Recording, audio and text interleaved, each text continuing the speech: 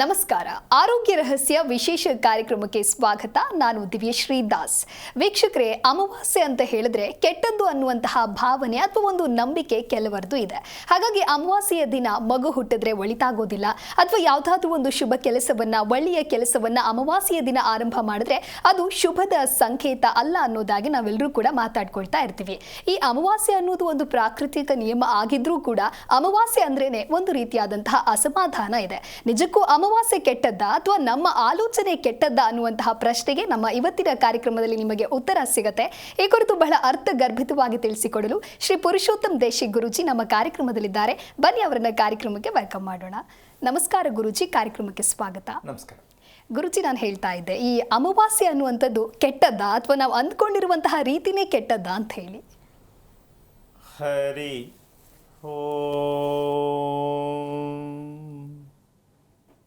ಶ್ರೀ ಗುರುಭ್ಯೋ ನಮಃ. ಈ ಸ್ಥಿತಿಯಲ್ಲಿ ಒಳ್ಳೆಯದು ಕೆಟ್ಟದ್ದು ಎರಡು ಹೇಳಿದ್ರು ಅನುಮಾನನೇ. ತಿಳ್ಕೊಂಡಿರ್ತಕ್ಕಂಥದ್ದು ಇಲ್ಲಿವರೆಗೂ ನೀನೇ ಹೇಳ್ಬಿಟ್ಟಿದ್ದೆ. ಯಾವಾಗಲೇ ಕೆಟ್ಟದ್ದು ಅಂತಕ್ಕಂಥದ್ದು ಸ್ವಲ್ಪ ಮನಸ್ಸಲ್ಲಿ ಭಯ ಇರುವಂಥ ಸನ್ನಿವೇಶನೇ ಜಾಸ್ತಿ ಅನುಭವಿಸಿರೋದು ಅಂತ ಕೂಡ ಅಂದ್ಕೊಂಡಿದ್ದೀವಿ. ಇಲ್ಲಿ ಪ್ರಶ್ನೆ, ಅಮಾವಾಸ್ಯೆ ಆಗಲಿ, ಪೌರ್ಣಮಿ ಆಗಲಿ, ಯಮಗಂಡ ಕಾಲ ಆಗಲಿ, ಯಾವುದೇ ಒಂದು ನಾವು ಕೆಟ್ಟದ್ದು ಅಂತ ನಾವೇನು ಅಂದ್ಕೊಂಡಿದ್ದೀವಿ, ಇದು ಮೊದಲನೇ ಅಪರಾಧ. ನಾವು ಏನು ಕೆಟ್ಟದ್ದು ಅಂತಕ್ಕಂಥದ್ದಿದೆ ಅದು ಅಂದ್ಕೊಂಡ್ರದೇ ತಪ್ಪು. ಪ್ರಶ್ನೆ ಉದ್ಭವ ಆಗಲಿಲ್ಲ ಅಂದರೆ ಉತ್ತರ ಎಲ್ಲಿ ಕೊಡ್ತೀಯಾ? ಹೌದಲ್ಲಮ್ಮ? ಈಗ ಕಷ್ಟ ಬಂತು ಅಂದರೆ ಆ ಕಷ್ಟವನ್ನು ನೀಗಿಸಿದಾಗ ಸುಖ ಸಿಗತ್ತೆ. ನಾವೇನು ಮಾಡ್ತೀವಿ, ಇಲ್ಲ ನಮಗೆ ಹೋಗೋ ಸೈಕಲ್ ಹೊಡಿತಾ ಇದ್ದರೆ ಬರೇ ಡೌನೇ ಇರಬೇಕು, ಅಪ್ಪು ಹೋಗೋಕ್ಕಾಗಲ್ಲ ಅಂದರೆ ಸೈಕಲ್ ಹೋಗ್ಲಿಕ್ಕಾಗಲ್ಲ. ಹಾಗೆ ಜೀವನ ಅಂತಕ್ಕಂಥದ್ದು ಅಪ್ಪು ಡೌನು, ಕಪ್ಪು ಬಿಳುಪು, ಹಗಲು ರಾತ್ರಿ ಇದಿರಲೇಬೇಕಲ್ವಾ? ಆದರೆ ನಾವು ಯಾಕಿನ್ನೂ ಒಪ್ಕೊಂಡಿಲ್ಲ. ಈ ದಿನದ ವಿಶೇಷ ಏನಂದರೆ ಅಮಾವಾಸ್ಯೆಯನ್ನು ಯಾಕೆ ನಾವಿನ್ನೂ ಒಪ್ಕೊಂಡಿಲ್ಲ. ಹೌದು ತಾನೆ? ಭಯದಲ್ಲೇ ಇದ್ದೀವಿ. ಇವತ್ತು ಅಮಾವಾಸ್ಯೆಪ್ಪ, ಏನಾರು ಆಗ್ಬಿಟ್ರೆ ದುರಂತ, ಇವತ್ತು ಅಮಾವಾಸ್ಯೆ ಅದಕ್ಕೆ ಆಯಿತು. ಹೌದಾ? ಹಾಗಾದರೆ ಅಮಾವಾಸ್ಯೆ ಅನ್ನೋದು ಶುಭ ಅಲ್ವೇ ಅಲ್ವಾ ಅನ್ನುವಂತಹ ಪ್ರಶ್ನೆಗೆ ಉತ್ತರ ನಮಗೆ ಬೇಕಾಗತ್ತೆ. ಇಲ್ಲಿ ವಿಷಯ ಇಷ್ಟೇ, ನಮಗೆ ಪ್ರತಿಯೊಂದು ವಿಚಾರದಲ್ಲೂ ಸಂದರ್ಭಾನುಸಾರವಾಗಿ ನಾನು ಹೇಳ್ತಾ ಇರ್ತೀನಿ. ದಯವಿಟ್ಟು ನಮ್ಗೆ ಯಾವಾಗ ಒಳ್ಳೆಯದಾಗತ್ತೆ ಅಂತ ಕೇಳಕ್ಕೆ ಹೋಗಬೇಡಿ, ನಮ್ಗೆ ಯಾಕೆ ಕೆಟ್ಟದಾಗಿದೆ ಅಂತ ಕೇಳಕ್ಕೆ ಹೋಗಬೇಡಿ. ಇದೆರಡನ್ನೂ ಕೇಳೋ ಅಭ್ಯಾಸ ನಾವು ಬಿಟ್ಟರೆ ಅಮ್ಮ ನಮಗೆ ಪ್ರತಿ ಕ್ಷಣನೂ ಶುಭಾನೇ. ನಾವು ಕೇಳೋದು ಬಿಡ್ತೀವಿ ಅಂತೀಯಮ್ಮ, ನಾವು ಅದರಲ್ಲೇ ತಗಲಾಕೊಂಡ್ಬಿಟ್ಟಿದ್ದೀವಿ. ಒಳ್ಳೇದು ಯಾವುದು, ಕೆಡ್ದು ಯಾವುದು, ಒಳ್ಳೆ ದಿನ ಯಾವುದು, ಕೆಡ್ದ ದಿನ ಯಾವುದು, ಹೆಂಗಿದು? ಈ ಪ್ರಶ್ನೆಗೆ ಉತ್ತರ ನಾವು ಹಾಕ್ಕೊಂಡ್ರೆ ಮಾತ್ರ ಅರ್ಥ ಆಗುತ್ತೆ. ಬೇರೆಯವ್ರ ಹತ್ರ ಕೇಳೋಕ್ಕೆ ಹೋದರೆ ಉತ್ತರ ಸಿಗಲ್ಲ. ಯಾಕೆ ಅಂದರೆ ಈ ಪ್ರಶ್ನೆ ಉತ್ತರ ನಮಗೇ ಆಗಬೇಕು. ಬೇರೆಯವ್ರ ಹತ್ರ ಕೇಳೋದ್ರಿಂದ ಇನ್ನೂ ಜಾಸ್ತಿ ಆಗುತ್ತೆ ಹೊರತು ಸಮಸ್ಯೆ ಕಮ್ಮಿ ಆಗಲ್ಲ. ಯಾವುದೇ ವಿಷಯ ಆಗಲಿ, ಮದುವೆ ಮಾಡ್ಕೊಳಕ್ಕೆ ಹೋದಾಗಲೂ ಹೋಗಿ ಕೇಳಿ ನೀವು, ಈ ಹೆಣ್ಣು ಮಾಡ್ಕೊಳ್ಳ ಅಂತ, ಸುಮ್ಮನೆ ಇನ್ನೊಂದು ಸ್ವಲ್ಪ ಚೆನ್ನಾಗಿ ನೋಡ್ಕೊ ಅಂತಾರೆ. ಈ ಹುಡುಗ ಸರಿನಾ, ನೋಡೋಣ ಇನ್ನು ಸ್ವಲ್ಪ. ಪ್ರತಿಯೊಂದು ಕೂಡ ದಾರಿ ತಪ್ಪಿಸುವಂತಹ ವಿಚಾರನೇ ಬೇರೆಯಿಂದ ಸಿಗೋದು ನಮಗೆ. ಈ ರಹಸ್ಯಕ್ಕೆ ಕಾರಣಕರ್ತನಾಗಿರ್ತಕ್ಕಂತಹ ಶ್ರೀಮನ್ನಾರಾಯಣನ ಪಾದ ಕಮಲಗೆ ಕೋಟಿ ಕೋಟಿ ನಮನಗಳ ಅರ್ಪಣೆಯನ್ನು ಮಾಡಿ ಇದಕ್ಕೆ ಒಂದು ಸಣ್ಣ ಉದಾಹರಣೆಯನ್ನು ಕೊಡಬೇಕಾಗತ್ತೆ. ಏನು? ಪಾಂಡವರು ಯುದ್ಧವನ್ನು ಪ್ರಾರಂಭ ಮಾಡೋ ದಿನ ಅಮಾವಾಸ್ಯೆ. ಪಾಂಡವರು ಯುದ್ಧವನ್ನು ಪ್ರಾರಂಭ ಮಾಡಿದ ದಿನ ಅಮಾವಾಸ್ಯೆ ಆಗಿತ್ತು. ಹಂಗಿದ್ಮೇಲೆ ಗುರುಗಳೇ ನಾಳೆಯಿಂದ ನಾವು ಅಮಾವಾಸ್ಯೆಲಿ ಎಲ್ಲ ಮಾಡ್ತೀವಿ ಅಂತ ನೀವು ಕೇಳೋದೇ ಆದರೆ, ಹೌದಲ್ವಾ? ಹಾಗಾದ್ಮೇಲೆ ನೀವು ಹೇಳಿದ್ದೀರಾ ಇನ್ಮೇಲೆ ನಾವು ಮಾಡ್ತೀವಿ, ಏನೇ ಆದರೂ ಅದಕ್ಕೆ ನೀವು ಹೊಣೆನಾ? ಅಲ್ಲ, ಕೇಳುವಂಥ ವಾತಾವರಣಕ್ಕೆ ಬರುತ್ತಲ್ವಾ? ನೀವು ಹೇಳೋದನ್ನ ಒಪ್ಕೊಳ್ಳೋಣ ನಾವು. ಹಾಗಾದರೆ ಬರೋ ಅಮಾವಾಸ್ಯೆಯಿಂದ ನಾವು ಮದುವೆನೇ ಮಾಡಿಸ್ಬಿಡ್ತೀವಿ, ಎಂಗೇಜ್ಮೆಂಟ್ ಮಾಡಿಸ್ಬಿಡ್ತೀನಿ, ಅದಕ್ಕೆ ಜವಾಬ್ದಾರಿ ನೀವೇನಾ ಅಂತ ಕೇಳೋರಿಲ್ಲ ಅಂತೀಮ ಇರ್ತಾರೆ. ಹಾಗಾದರೆ ಅದಕ್ಕೆ ಉದಾಹರಣೆ ಏನು ಕೊಟ್ಟೆ ಅಂದರೆ, ಪಾಂಡವರು ಧರ್ಮಕ್ಕೋಸ್ಕರವಾಗಿ ಬದುಕಿದ್ರು ಅಲ್ಲಮ್ಮ, ಅದಕ್ಕದು ಶುಭ ಆಯಿತು. ನಾವು ಧರ್ಮ ಅನ್ನೋದು ನಮ್ಗೆ ಗೊತ್ತೇ ಇಲ್ಲ, ಅದಕ್ಕೆ ನಮ್ಗೆ ಅಮಾವಾಸ್ಯೆ ಅಂದರೆ ಭಯ. ಅದೊಂದೇ ಬೇಡ, ಬೆಳಿಗ್ಗೆ ಆಯಿತು ಅಂದರೆ ಭಯ, ಇವತ್ತು ಡೇಟು ಎಷ್ಟು, ಏನೇನು ಕೊಡಬೇಕಿದ್ದು ದುಡ್ಡು, ಏನು ಮಾಡೋದು ಅಂತ ಭಯ. ಹಾಗಾಗಿ ಪ್ರತಿ ಕ್ಷಣವೂ ಭಯ ಏನಕ್ಕೆ ಆಗ್ತಾ ಇದೆ ಅಂದರೆ ನಾವು ಧರ್ಮ ಅಂತಕ್ಕಂಥದ್ದನ್ನು ದೂರ ತಳ್ಳಿಬಿಟ್ಟಿದ್ದೀವಿ. ಕಾರಣ ಬದುಕಬೇಕು, ದುಡ್ಡು ಮಾಡಬೇಕು ಅಂತಲೇ ನಾವು ಹುಟ್ಟಿರೋದು ಅಂತ ಅಂದ್ಕೊಂಬಿಟ್ಟಿದ್ದೀವಲ್ಲಮ್ಮ ನಾವು. ಏನಕ್ಕೆ ಬದುಕಬೇಕು? ಏನು ಮಾಡೋಕ್ಕೆ? ದುಡ್ಡು ಮಾಡೋಕ್ಕೆ. ಅದು ಬಿಟ್ಟು ಬೇರೆ ಸಬ್ಜೆಕ್ಟ್ ನಮ್ಮ ಹತ್ರ ಇಲ್ಲ. ಧರ್ಮದಲ್ಲಿ ಹಣ ಬರಲ್ಲ, ಧರ್ಮದಲ್ಲಿ ಹಣ ಸಂಪಾದನೆ ಇಲ್ಲ. ಹೌದು. ಮತ್ತು ಇನ್ಯಾವ ಸಂಪಾದನೆ ಮಾಡಬೇಕು? ಪುಣ್ಯ ಸಂಪಾದನೆ ಮಾಡಿ ಹಣ ಬರುತ್ತೆ. ಏನು ಸಂಪಾದನೆ ಮಾಡಬೇಕು? ಪುಣ್ಯ. ಪುಣ್ಯ ಸಂಪಾದನೆ ಮಾಡಬೇಕು. ಪುಣ್ಯ ಎಲ್ಲಿ, ಯಾವಾಗ, ಯಾರಿಂದ ಪ್ರಶ್ನೆ ಆಗುತ್ತೆ. ಈ ಪುಣ್ಯ ಅಂತಕ್ಕಂಥದ್ದು ಒಂದು ಸಾಕಷ್ಟು ಸಂದರ್ಭದಲ್ಲಿ ಕೆಲವರು ಪ್ರಶ್ನೆ ಹಾಕ್ತಾರೆ. ಅದಿತ್ತಿ ತಿಳ್ಕೊಂಡವ್ರೆ ಅದಕ್ಕೆ ಪ್ರಶ್ನೆ ಹಾಕ್ತಾರೆ. ನನ್ನ ಮಗಳು ಈ ನಕ್ಷತ್ರದಲ್ಲಿ ಯಾಕೆ ಕೊಟ್ಟಿದ್ಲು? ನಂಬರ್ 1. ಕೆಲವರು ಅವರೇ ನಾನು ಯಾಕೆ ಕೊಟ್ಟಿದೆ ಕೇಳ್ತಾರೆ. ಆ ಸದ್ಯ ಅದು ಕಲ್ತ್ಕೊಂಡ್ರಲ್ಲ ಅಂತ ನಾನು ಅವ್ರಿಗೆ ದೊಡ್ಡ ನಮಸ್ಕಾರ. ಅಷ್ಟಾದ ವಿಷಯ ಬಂತಲ್ಲ. ಅದಕ್ಕೆ ಉತ್ತರ ಪಂಚಾಂಗ ಅಂತ ಹೇಳ್ತೀವಿ ನಾವು. ಅದರಲ್ಲಿ 5 ಅಂಗ ಇದೆ. ವಾರ, ತಿಥಿ, ನಕ್ಷತ್ರ, ಯೋಗ, ಕರ್ಣ ಅಂತ ಇದೆ. 5 ಅಂಗ ಇದೆ. ಈ 5 ಅಂಗಗಳನ್ನು ಒಳಗೊಂಡಿರ್ತಕ್ಕಂಥ ಪಂಚಾಂಗದ ಮೂಲ ತತ್ವನೇ ಒಂದು ಮಗು ಹುಟ್ಟತಕ್ಕಂಥದ್ದಕ್ಕೆ ಪ್ರಕ್ರಿಯೆಗಳು ಸಿಗೋದು. ವಾರ ಯಾಕೆ, ಅದರಿಂದ ಏನು ತಪ್ಪು, ತಿಥಿ ಯಾವುದು, ಅದರಿಂದ ಏನು ತಪ್ಪು, ಈ ಥರ ಪ್ರಕ್ರಿಯೆಗಳು ಅದರ ಮೂಲಕ ಸತ್ಯ ಗೊತ್ತಾಗತ್ತೆ ಅಂತ ನಾವು ತಿಳ್ಕೊಂಡಿದ್ದೀವ. ಏನು? ನಕ್ಷತ್ರ ಒಂದು ಕೇಳ್ತಾ ಇದ್ದೀವಿ, ತಿಥಿ ಯಾರು ಕೊಡ್ತೀರಾ ಅಂದರೆ ತಿಥಿ ಅಂತಕ್ಕಂಥದ್ರ ಮೂಲ ಅರ್ಥ ಏನು, ನಕ್ಷತ್ರ ಅಂತಕ್ಕಂಥದ್ದು ಮೂಲ ಅರ್ಥ ಏನು ತಿಳ್ಕೊಂಡ್ರೆ ಇದಕ್ಕೆ ಸತ್ಯ ಗೊತ್ತಾಗತ್ತೆ. ನಾವು ಕರ್ಮ ಕಳಿಬೇಕು, ಏನೋ ಒಂದು ಕರ್ಮ ಇದೆ ಅಂತ ಗೊತ್ತು. ಯಾವುದ್ರ ಮೂಲಕ ಕರ್ಮ ಕಳಿಬೇಕು? ಮನೆಗೆ ಪಶ್ಚಿಮ ದಿಕ್ಕಿನ ಬಾಗಿಲು ಇದ್ದರೆ ಆ ಮನೆಗೆ ಕರ್ಮ ನಿವಾರಣೆ. ಅಂದ ಮೇಲೆ ಪಶ್ಚಿಮ ಅಂತಕ್ಕಂಥದ್ದು ಕರ್ಮ ಕಳೆಯೋದಾ? ಆಶ್ಚರ್ಯ ಆಗತ್ತಾ? ಎರಡನೇದು, ಹಣ ಬೇಕು. ಯಾವುದರಿಂದ? ಪೂರ್ವದ ಬಾಗಿಲಿನಿಂದ ಹಣ ಬರುತ್ತೆ ಅಂತಕ್ಕಂಥ ಸತ್ಯವನ್ನು ನಾವು ತಿಳ್ಕೊಳ್ಳೇಬೇಕು. ಈ ಪೂರ್ವ ಅಂತಕ್ಕಂಥದ್ದು ಹಣವನ್ನು ಕೊಡ್ತಕ್ಕಂಥ ಒಂದು ಸತ್ಯಾಂಶ. ಪಶ್ಚಿಮ ಅಂತಕ್ಕಂಥದ್ದು ಕರ್ಮವನ್ನು ತೊಳಿತಕ್ಕಂಥದ್ದು. ಅಂದರೆ ಇವೆರಡರ ರಹಸ್ಯವನ್ನು ನಾವು ಅರ್ಥ ಮಾಡ್ಕೊಳ್ತಕ್ಕಂಥದ್ರ ಜೊತೆಗೆ ಅಮಾವಾಸ್ಯೆ ಅಂತಕ್ಕಂತಹ ಒಂದು ಸತ್ಯವನ್ನು ನಿಮ್ಮ ಮನೆಯಲ್ಲಿ ವಂಶಸ್ಥರು ಸತ್ತಿರ್ತಕ್ಕಂತಹ ಸಂದರ್ಭಗಳ ಸತ್ಯವನ್ನು ತೋರಿಸುವುದೇ ಈ 5 ಅಂಗಗಳು. ಯಾವ ರೀತಿಯಲ್ಲಿ ಸಾವನ್ನು ಹೊಂದಿದ್ರು, ಏನು ತೊಂದರೆಯಿಂದ ಸಾವನ್ನು ಬಯಸಿದ್ರು, ಈ ರೀತಿ ಸಂದರ್ಭಗಳನ್ನು ತೋರಿಸುವುದೇ ಈ 5 ಪಂಚಾಂಗದ ಸತ್ಯ. ಇದು ಯಾಕೆ ತಿಳ್ಕೋಬೇಕು ನಾವು? ಸತ್ತವರ ಪ್ರಾಣಕ್ಕೆ ಬಂದಿರತಕ್ಕಂಥ ತಪ್ಪುಗಳನ್ನು ನಾವು ಯಾಕೆ ತಿಳ್ಕೋಬೇಕು? ಇದಕ್ಕೆ ಹಿರಿಯರ ಆಶೀರ್ವಾದ ಬೇಕು ಅಂತ ಒಪ್ಕೊಂಡಿದ್ದೀವ ಇಲ್ವಮ್ಮ?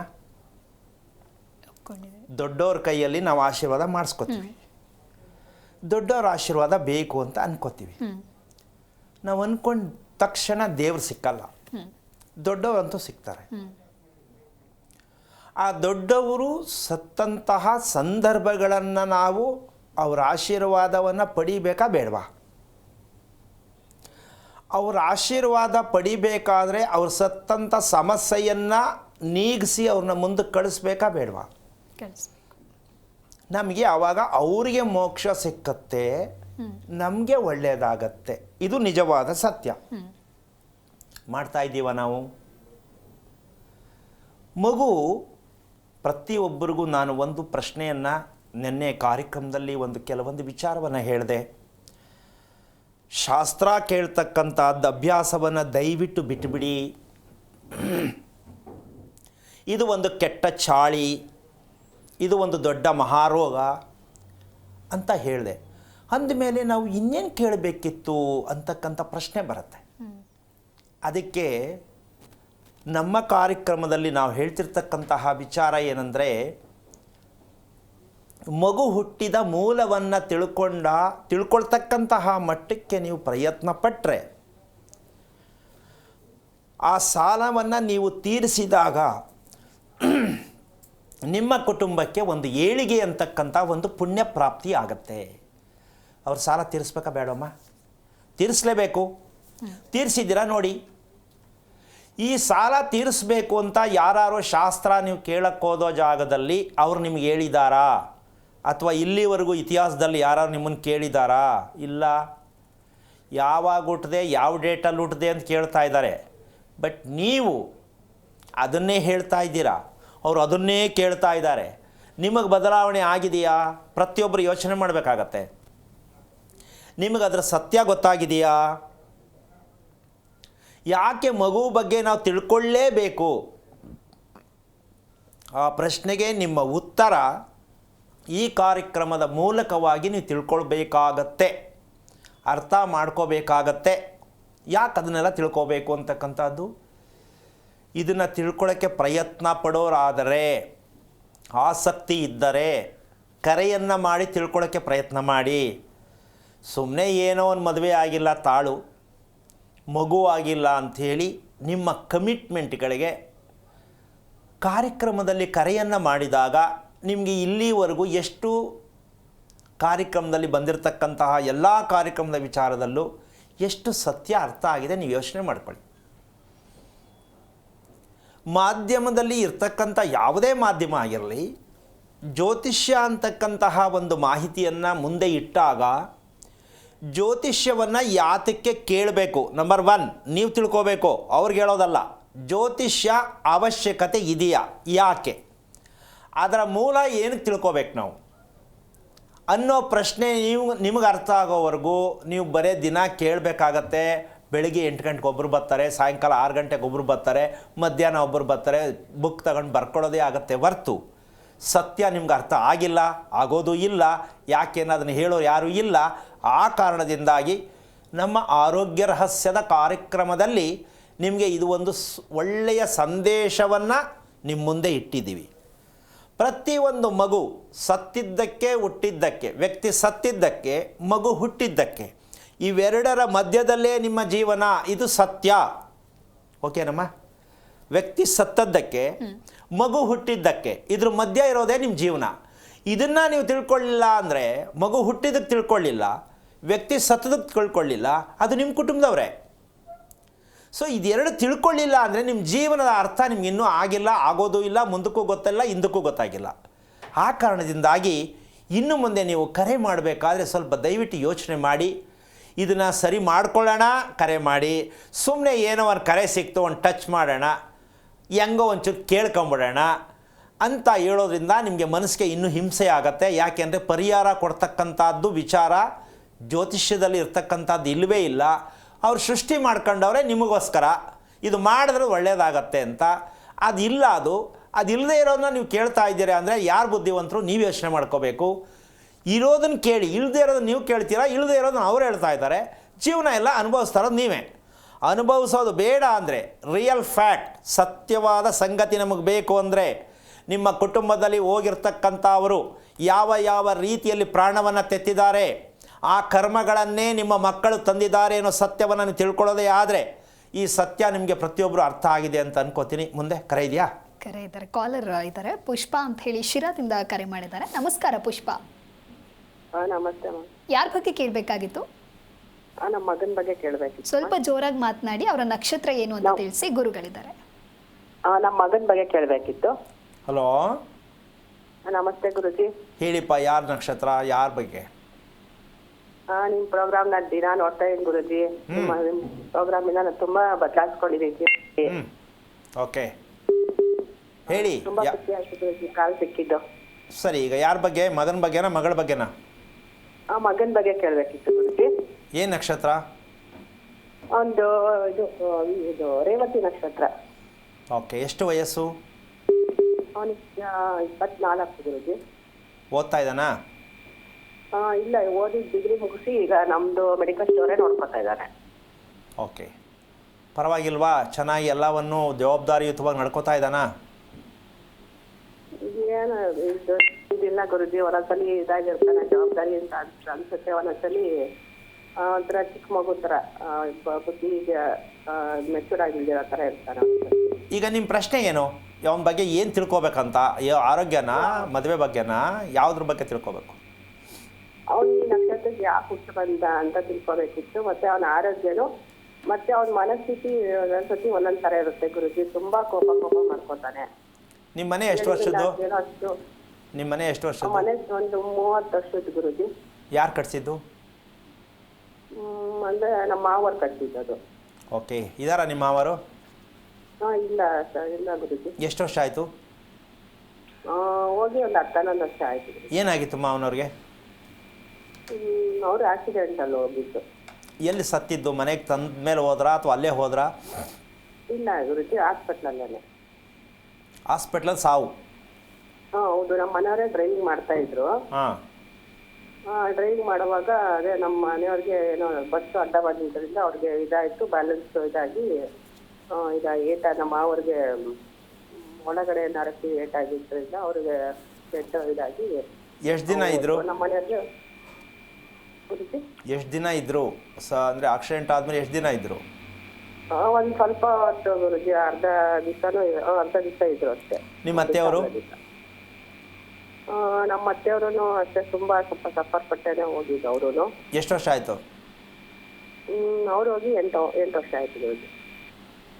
ಫಸ್ಟ್ ಹೋಗಿದ್ದು ಮಾವನಾ? ಫಸ್ಟ್ ಹೋಗಿದ್ದು ಮಾವರು. ಓಕೆ. ಈಗ ನಿಮ್ಮ ಯಜಮಾನ ಜೊತೆ ಎಷ್ಟು ಜನ ಅಣ್ಣ ತಮ್ಮಂದಿರು?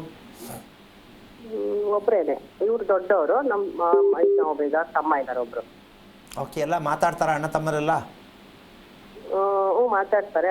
ಅಕ್ಕ ತಂಗಿ ಸ್ವಲ್ಪ ನಮ್ಮ ಮೇಲೆ ಇವಾಗಿದ್ದಾರೆ. ತುಂಬಾ ಚೆನ್ನಾಗಿದ್ರು ಮುಂಚೆ, ಈಗ ಒಂದು 5-6 ವರ್ಷದ ಹಿಂದೆ, 4-5 ವರ್ಷದ ಹಿಂದೆ.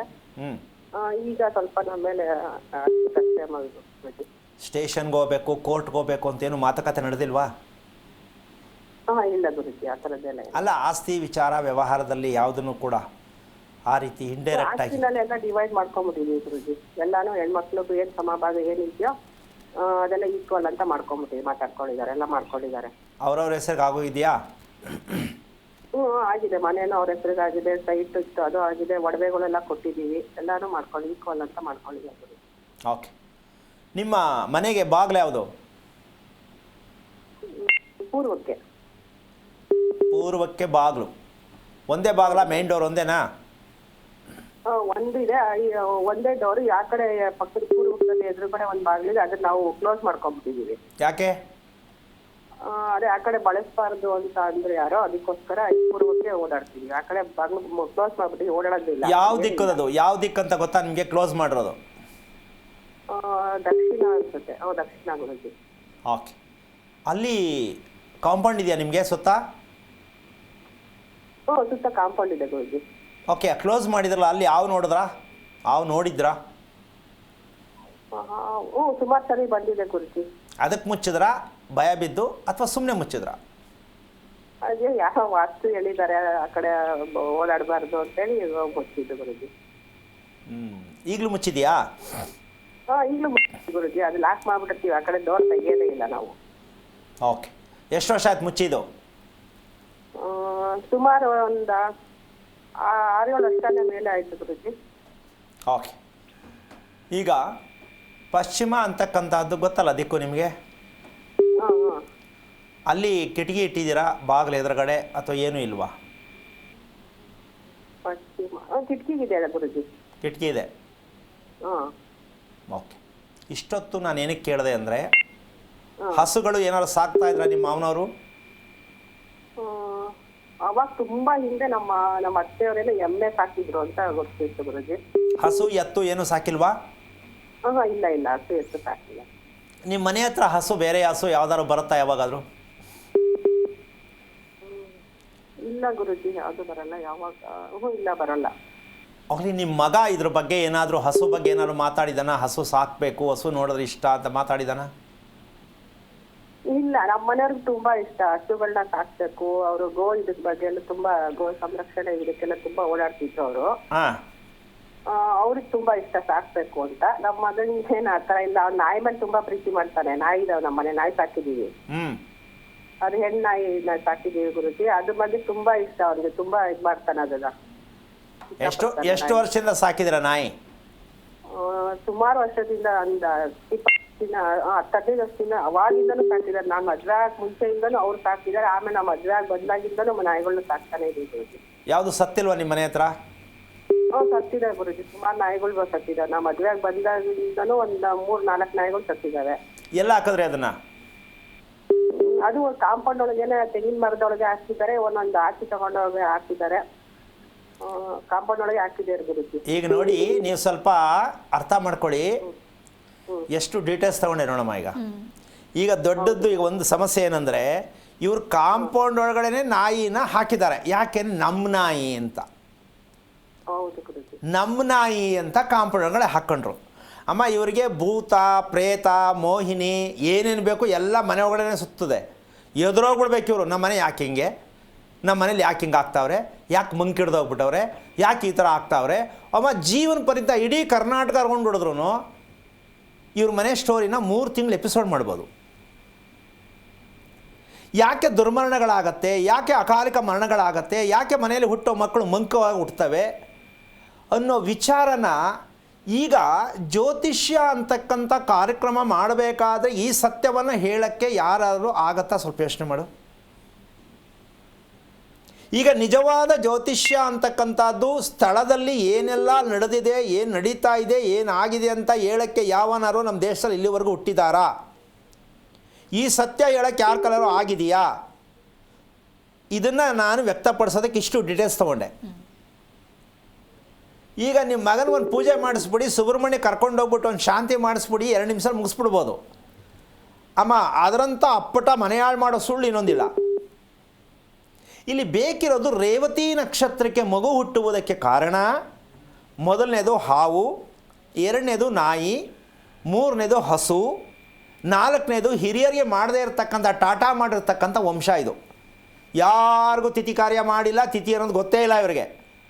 ಜನ ಕರೆದುಬಿಟ್ಟು ಚಕ್ಲಿ ನಿಪ್ಪಿಟ್ಟು ಕೈ ಕೊಟ್ಬಿಟ್ಟು ಎಡೆ ಹಾಕ್ಬಿಟ್ಟು ಮಾಡಿದ್ನೆಲ್ಲ ಸುರಿದ್ಬಿಟ್ಟು ಬಾಯ್ ಟಾಟಾ ಅನ್ನುವಂತಹ ವಂಶದಲ್ಲಿ ಬರುತ್ತೆ ರೇವತಿ ನಕ್ಷತ್ರದ ಮಗು.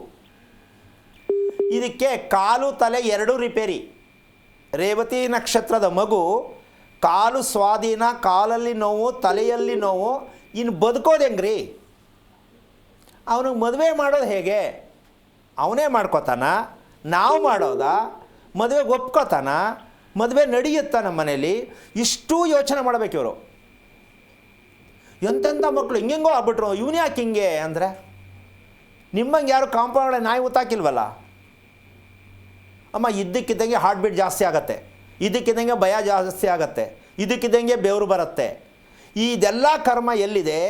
ನಾಯಿ ತಲೆ ಮೇಲೆ ಹಚ್ಸಿದ್ರೆ, ಲಾರಿಯನ್ನು ಲೋಡ್ ಲಾರಿ ಹಚ್ಸಿದ್ರು ನಾಯಿ ತಲೆ ಬಸ್ಟ್ ಆಗಲ್ಲ, ಮನುಷ್ಯನ ತಲೆ ಲೆಕ್ಕ ಇಲ್ಲಂಗೆ ಹೋಗ್ಬಿಡುತ್ತೆ.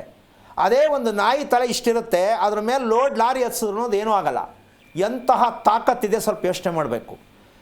ಆ ತಾತಿ ಅಂದರೆ ಆ ಬುರುಡೆ ಒಳಗಡೆ ಯಾವ್ದಾದ್ರು ಒಂದು ತಾತಿ ಹಾಕ್ಕೊಂಡು ಮಂತ್ರವಾದಿ ಮನೆಗೆ ಬಿಸಾಕ್ಬಿಟ್ರೆ ಹೇಳ್ದೆ ಕೇಳದೆ ಊರೇ ಖಾಲಿ ಮಾಡ್ಕೊಂಡು ಹೋಗ್ಬಿಡ್ತಾರೆ. ನಾಯಿ ತಲೆ ಯಾವ ಕಾರಣಕ್ಕೂ ಈ ಥರ ದುರಂತಗಳು ನಮ್ಮ ಕರ್ನಾಟಕದಲ್ಲಿ ಸಾಕಷ್ಟಿದೆ. ನಮ್ಮ ನಾಯಿ ಅಲ್ವಾ ಅಂತ ಒಂದು ಕಡೆ ಮೂಲೆಯಲ್ಲಿ ಹಾಕೋದು, ಇನ್ನೊಂದು ಸಲ ಸಾಯುತ್ತೆ ಇನ್ನೊಂದು ಕಡೆ ಮೂಲೆಯಲ್ಲಿ ಹಾಕೋದು. ಈ ನಾಯಿಗಳು ಪೂರ್ತಿ ಮನೆ ಸುತ್ತ ಹಿಂಗೆ ಮಾಡಿ ನಾಯಿ ಮೂಳೆ ಒಳಗಡೆ ಇದ್ಕೊಂಡ್ರೆ ಮನೇಲಿರೋ ತಲೆಯೆಲ್ಲ ಹುಚ್ಚಿಡ್ಕೊಂಡಿರುತ್ತೆ, ಬೆಪ್ಪಿಡ್ಕೊಂಡಿರುತ್ತೆ, ನಿದ್ದೆ ಬರಲ್ಲ, ಇದಕ್ಕಿದಂಗೆ ಮಾತಾಡ್ತಾರೆ, ಇದಕ್ಕಿದಂಗೆ ಎದ್ದೋಗ್ತಾರೆ. ಈಗ ಇದಕ್ಕೆ ಎಷ್ಟು ಪೂಜೆ ಮಾಡಿಸೋದು? ಅಮ್ಮ, ಅರ್ಥ ಆಯ್ತಾ ನಿಮಗೆ? ಆಯ್ತು ಗುರುಜಿ. ನೋಡಿ ಅಪ್ಪ, ಈ ಸತ್ಯ ತಿಳ್ಕೊಳ್ದೆ ನಿಮ್ಮ ಮಗನ ಬಗ್ಗೆ ಹೋಗಕ್ಕೆ ಹೋಗಬೇಡಿ. 24 ವರ್ಷ ಕಳೆದುಬಿಟ್ರಿ. 24 ವರ್ಷದಿಂದ ನಮ್ಮ ಮಗ ರೇವತಿ ಹುಟ್ಟದ ಯಾಕೆ ಅಂತ ಕೇಳೋಕ್ಕೆ ಮನಸ್ಸಿಲ್ವಾ, ಸಮಯ ಇಲ್ವಾ, ದುಡ್ಡಿಲ್ವಾ, ಬೇಜಾರ ಏನು? ಇಲ್ಲ ಗುರುಜಿ, ಇದೆಲ್ಲ ನಿಮ್ ತರ ಹೇಳೋರು ಯಾರು ನಮ್ಗೆ ಸಿಕ್ಕಿಲ್ವಲ್ಲ ಗುರುಜಿ, ಏನ್ ಮಾಡೋದು? ಇದ್ರ ತಾನೇ ಸಿಗಕ್ಕೆ ಅಮ್ಮ, ಅದಿದ್ರ ತಾನೇ ಸಿಗಕ್ಕೆ. ನಮ್ಮ ದೇಶ ಯಾಕೆ ಹಿಂಗೆ ಆಗ್ಬೇಕಿತ್ತು? ಹೌದು ಗುರುಜಿ. ನಮ್ದೇನಿದ್ರು ಸ್ಕೀಮು ಅಷ್ಟೇ. ಇದು ಮಾಡಿ ಇದಾಗತ್ತೆ, ಇದು ಮಾಡಿ ಇದಾಗತ್ತೆ, ಇದು ಸ್ಕೀಮ್ ಹೇಳೋರು ಇರೋದು. ಜ್ಯೋತಿಷ್ಯ ಹೇಳ್ತಕ್ಕಂಥವ್ರು ಅಂತಕ್ಕಂಥದ್ದಕ್ಕೆ ಸಾಧ್ಯನೇ ಇಲ್ಲ. ಅದು ಹೇಳ್ತಕ್ಕಂಥವ್ರು ಯಾವ ಕಾರಣಕ್ಕೂ ಹುಟ್ಟೇ ಇಲ್ಲ ನಮ್ಮ ಭೂಮಿಯಲ್ಲಿ. ಆದರೂ ನಮ್ಮ ಜನ ಬಿಟ್ಟಿಲ್ಲ ಶಾಸ್ತ್ರ ಕೇಳೋದ, ನನ್ನ ಮಗ ಯಾಕೆ ಹಿಂಗೆ. ಆದರೆ ನೀವು ಪ್ರತಿಯೊಂದು ವಿಷಯವನ್ನು ಈಗ ತಿಳ್ಕೊಂಡೆ ಅಂತ ಖುಷಿ ಬೀಳಬೇಕೇ ಹೊರತು ನಿಮ್ಮ ಮನೆಯನ್ನು ಶುದ್ಧೀಕರಣ ಮಾಡ್ತಕ್ಕಂಥದ್ದು ಯಾವುದು ಅಂದರೆ ನೀವು ನಾಯಿ ಊತಾಕಿರ್ತಕ್ಕಂತಹ ವಿಚಾರ. ಹಾಂ ಇದನ್ನು ನೀವು ತಿಳ್ಕೊಳ್ತಕ್ಕಂಥ ವಿಷಯಕ್ಕೆ ಬಂದರೆ ನಿಮ್ಮ ಮಗನ ಏಳಿಗೆ ಆಗತ್ತೆ. ಒಳ್ಳೆ ಹುಡುಗ, ಅವನು ಸಾಫ್ಟ್ ನೇಚರ್, ಪಾಪ ದೇವ್ರ ಥರ ಇದ್ದಾನೆ ನೋಡೋಕ್ಕೆ. ಆದರೆ ನಿಮ್ಮ ಮನೆಗೆ ಉಪಯೋಗ ಇಲ್ಲ, ಆ ರೀತಿಯಾಗಿ ಬೆಳಿಬೇಕಾಗತ್ತೆ. ಆಮೇಲೆ ಮದುವೆ ಅಂತಕ್ಕಂಥ ವಿಚಾರದಲ್ಲಿ ಸ್ವಲ್ಪ ಪ್ರಶ್ನೆ ಹಾಕ್ಕೋಬೇಕಾಗತ್ತೆ. ಇದಕ್ಕೆ ನೀವು ಮದುವೆ ಫಿಕ್ಸ್ ಆಗೋಗಿತ್ತು ಅಥವಾ ಲವ್ ಮಾಡಿತ್ತು, ಇದರಲ್ಲಿ ಯಾವುದು ಬೇಕಾದ್ರೂ ಆಗ್ಬೋದು. ಅದರಿಂದ ಸಮಸ್ಯೆಗಳು ಉದ್ಭವವಾಗಿ ಮನೆಯಲ್ಲಿ ತಲ್ಲಣವಾಗುವಂಥ ಸಾಧ್ಯತೆಗಳಾಗಿ ನೆಮ್ಮದಿ ಇಲ್ಲದ ರೀತಿಯಲ್ಲಿ ಮನೆಯಲ್ಲಿ ಯಾರು ಯಾವಾಗ ಬಾಚಲ ಮನೇಲಿ ಬೀಳ್ತಾರೋ, ಯಾರು ಯಾವಾಗ ಕಾಲು ಜಾರ ಅಡುಗೆ ಮನೇಲಿ ಬೀಳ್ತಾರೋ, ಎಂತೆಂಥ ಕಥೆಗಳು ಕೇಳಿಸ್ಕೋಬೇಕು ಅಂದರೆ ನೀವು ಇದಕ್ಕೆಲ್ಲ ಎದುರ್ಕೊಂಡೇ ಬದುಕಬೇಕು. ಎದುರ್ಕೋಬಾರ್ದು. ನಾವು ಮಾಡಿರುವ ಗೊತ್ತಿಲ್ಲದೆ ಮಾಡಿರುವ ತಪ್ಪನ್ನು ತಿಳ್ಕೊಳ್ಳೋಕ್ಕೆ ಪ್ರಯತ್ನ ಮಾಡ್ತಕ್ಕಂಥದ್ದು ಎಲ್ಲರಿಗೂ, ಕರ್ನಾಟಕದಲ್ಲಿ ಎಲ್ರಿಗೂ ಅರ್ಥ ಆಗಲಿ ಅಂತ ನಿಮ್ಮ ಥರ ಕಾಂಪೌಂಡಲ್ಲಿ ಜಮೀನಲ್ಲಿ ಯಾರು ನಾಯಿಗಳು ಹಾಕ್ಕೊಂಡವ್ರೆ ಅವ್ರಿಗೆ ಮಾಟ ಮಂತ್ರ, ಕಿಡ್ನಿ, ಹಾರ್ಟು, ಲಿವರು, ಬೆನ್ನು, ಸೊಂಟ, ತಲೆ, ಕಾಲು ಎಲ್ಲ ರಿಪೇರಿ. ಯಾರ್ಯಾರು ಎಲ್ಲೆಲ್ಲಿ ಕಳ್ಕೊಳುತ್ತೋ ಗೊತ್ತಿಲ್ಲ. ಇದಕ್ಕೆ ಯಾವ ಹಾಸ್ಪಿಟ್ಲಿಂದ ರಿಪೇರಿ ಇಲ್ಲ. ಆದರೆ ನಾವು ಹೇಳ್ತೀವಿ, ನಾಯಿಯನ್ನು ಎಲ್ಲಿ ಹಾಕಿದ್ದೀರಾ ಇಷ್ಟು ತಿಳ್ಕೊಂಬಿಟ್ರೆ ಸಾಕು. ನೀವು ಇದ್ರ ಜೊತೆಗೆ ಮನುಷ್ಯರು ಹಾಕಿದ್ದೀರಾ, ಅದರಲ್ಲಿ ಮನುಷ್ಯರು ಹಾಕ್ತೀರಾ, ಒಂದು ಕಡೆ ನಾಯಿ ಹಾಕ್ತೀರಾ. ಇದ್ರ ಮಧ್ಯದಲ್ಲಿ ಒಂದು ನಾಗರಿರ್ತಕ್ಕಂಥ ಒಂದು ಕಲ್ಲು ಇಟ್ಬಿಡ್ತೀರಾ. ಇದ್ರ ಮಧ್ಯೆ ಇದು ಕಾಯ್ಕೊಳಕ್ಕದು ಅಲ್ಲಮ್ಮ. ಇವ್ರು ಮಾಡೋ ಕರ್ಮಗಳನ್ನ ಕಾಯ್ಕೊಳ್ಳೋಕ್ಕೊಂದು ನಾಗರಶಿಲೆ ಪ್ರತಿಷ್ಠೆ ಮಾಡಿಸ್ಬಿಡೋದು. ಅದಕ್ಕೆ ಯಾವಾಗ ಒಂದು ಸಲ ಪೂಜೆ ಮಾಡೋದು. ಈ ಕರ್ಮಗಳು ನಮ್ಮ ಕರ್ನಾಟಕದಲ್ಲಿ ಯಾಕೆ ಪದೇ ಪದೇ ಭೂಮಿಯೆಲ್ಲ ಹಾಳಾಗ್ತಾ ಇದೆ, ಬೆಳೆ ನಾಶ ಆಗ್ತಾ ಇದೆ, ಮಳೆ ಸರಿಯಾಗಿ ಯಾಕೆ ಬರ್ತಾ ಇಲ್ಲ ಅಂದರೆ ಭೂಮಿಯಲ್ಲಿ ಯಾವ ಕಾರಣಕ್ಕೂ ಶವ ಸಂಸ್ಕಾರಗಳನ್ನು ಯಾವುದೇ ಪ್ರಾಣಿ, ಪಕ್ಷಿ, ಮನುಷ್ಯ ಯಾರನ್ನೇ ಆಗಲಿ ಅದಕ್ಕೆ ಆದ ಒಂದು ಪ್ರತ್ಯೇಕವಾದಂಥ ಸ್ಥಳ ಇರುತ್ತೆ. ಅದನ್ನು ಅನುಸರಿಸಿ ಪ್ರತಿಯೊಬ್ಬರು ಮಾಡೋದಕ್ಕೆ ಪ್ರಯತ್ನ ಮಾಡಿದ್ರೆ ನಿಮ್ಮ ಸಮಸ್ಯೆಯಿಂದ ಆದಷ್ಟು ಹೊರಗೆ ಬರೋದಕ್ಕೆ ಪ್ರಯತ್ನ ಆಗುತ್ತೆ. ತಾಯಿ, ನೀವು ಫಸ್ಟ್ ತಿಳ್ಕೊಬೇಕಾಗಿರೋದು ನನ್ನ ಮಗನ ಬಗ್ಗೆ ತಿಳ್ಕೊಬೇಕಂದ್ರೆ ಇಡೀ ನಿಮ್ಮ ಕುಟುಂಬದ ಬಗ್ಗೆ ತಿಳ್ಕೊಳ್ಳುತ್ತೆ. ಮತ್ತು ಆ ನಾಯಿ ಊತಾಕಿದ್ದಾಗಿದೆ, ಮುಂದೆ ಏನು ಮಾಡಬೇಕು, ಮಾಡ್ತಕ್ಕಂಥ ವಿಧಿವಿಧಾನಗಳು ಯಾವುದು, ಸತ್ತವರು ಮಾಡ್ತಕ್ಕಂಥ ತಪ್ಪು ಯಾವುದು, ಇದೆಲ್ಲ ಸತ್ಯವಾಗಿ ತಿಳ್ಕೊಬೇಕು ಅನ್ನೋ ಆಸಕ್ತಿ ಇದೆಯಾ ನಿಮಗೆ, ಇಲ್ವಾ? ಇದೆ ಗುರುಜಿ, ಖಂಡಿತ ಇದೆ. ತಿಳ್ಕೊಳ್ಳೋಕೆ ಪ್ರಯತ್ನ ಮಾಡಿ. ಆರಾಮಾಗಿ ಯೋಚನೆ ಮಾಡೋಕೆ ಹೋಗಬೇಡಿ. ಆದರೆ ತಡ ಆಗುತ್ತೆ. ಈಗಲ ನಾಳೆಗ ನೋಡೋಣ ಮಾಡೋಣ ಅಂದ್ಕೊಂಡು ಹೋಗುತ್ತೆ. ಬಿಗಿಯಾಗಿ ಹಿಡಿದು ಕ್ಲೀನ್ ಮಾಡ್ಕೊಳ್ಳೋಕೆ ಕಲ್ತ್ಕೊಳ್ಳಿ. 25 ವರ್ಷ ಆಗಿದೆ ಮಕ್ಕಳಿಗೆ. ಒಳ್ಳೆಯದಾಗಲಿ ತಾಯಿ. ಓಕೆ, ಧನ್ಯವಾದಗಳು ಪುಷ್ಪ, ಕರೆ ಮಾಡಿದ್ದಕ್ಕಾಗಿ. ಇದೀಗ ಬೆಂಗಳೂರಿನಿಂದ ಪುಷ್ಪ ಅಂತ ಹೇಳಿ ಮತ್ತೊಬ್ರು ಕಾಲರ್ ಇದ್ದಾರೆ. ನಮಸ್ಕಾರ ಪುಷ್ಪ. ನಮಸ್ಕಾರ, ಧ್ವನಿ ಕೇಳಿಸ್ತಿದ್ಯಾ? ನಮಸ್ಕಾರ, ಧ್ವನಿ ಕೇಳಿಸ್ತಿದ್ಯಾ ಪುಷ್ಪ?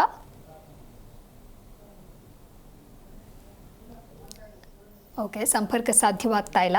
ಗುರುಜಿ, ಮಕ್ಕಳ ಬಗ್ಗೆ ಯಾಕೆ ತಿಳಿದುಕೊಳ್ಬೇಕು, ಅರಿತುಕೊಳ್ಬೇಕು ಅನ್ನೋದ್ರ ಕುರಿತಂತೆ ಮಾಹಿತಿಯನ್ನು ಕೊಡ್ತಾ ಇದ್ರಿ. ಈಗ ಇಷ್ಟು ವಿಚಾರನ ಈಗ ರೇವತಿ ನಕ್ಷತ್ರದ ಬಗ್ಗೆ ನಾನು ವಿಶ್ಲೇಷಣೆ ಕೊಟ್ಟೆ. ನಮ್ಮಲ್ಲಿ ಅಮಾವಾಸ್ಯೆ ಅಂತಕ್ಕಂತಹ ಒಂದು ಲೆಕ್ಕಾಚಾರದ ವಿಚಾರ ಬಂದಾಗ ಈ ಅಮಾವಾಸ್ಯೆ ಅಂತಕ್ಕಂಥದ್ದಕ್ಕೆ ನಾವು ಯಾಕೆ ಹೆದರ್ಕೋಬೇಕು ಅಂತಕ್ಕಂಥ ವಿಷಯ ತಗೊಂಡಾಗ ನಾವು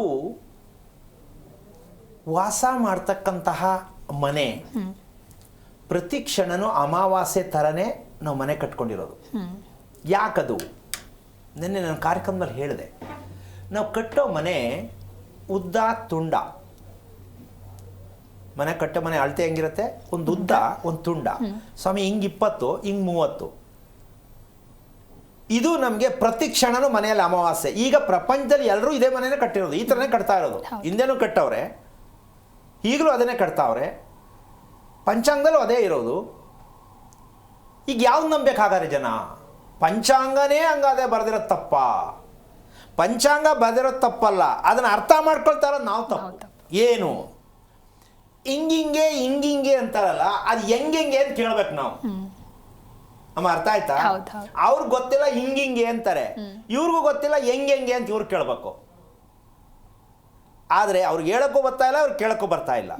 ಪಂಚಾಂಗದಲ್ಲಿ ಇರ್ತಕ್ಕಂಥ ಸತ್ಯ ಏನು ಅಂದರೆ, ಅಲ್ಲಿ ಸತ್ಯ ಅಂತಕ್ಕಂಥದ್ದಕ್ಕೆ ಒಂದು ದೊಡ್ಡ ತಪ್ಪೇನಾಗಿದೆ ಅಂದರೆ, ಇದು ಯಾವ ದಿಕ್ಕಿಗೆ ಅನ್ವಯ ಆಗತ್ತೆ ಅಂತ ಬಿಟ್ಟೋಗಿದೆ. ಅಲ್ಲಿ ಪ್ರಿಂಟ್ ಹಾಕೊಂಡು ಬಿಟ್ಟುಬಿಟ್ಟವನೋ, ಹೇಳ್ದವನೇ ಮಾಡೋವನೋ, ಹೇಳ್ತಾ ಇರೋರೇ ಮಾಡ್ಕೊಂಡು ಗೊತ್ತಿಲ್ಲ.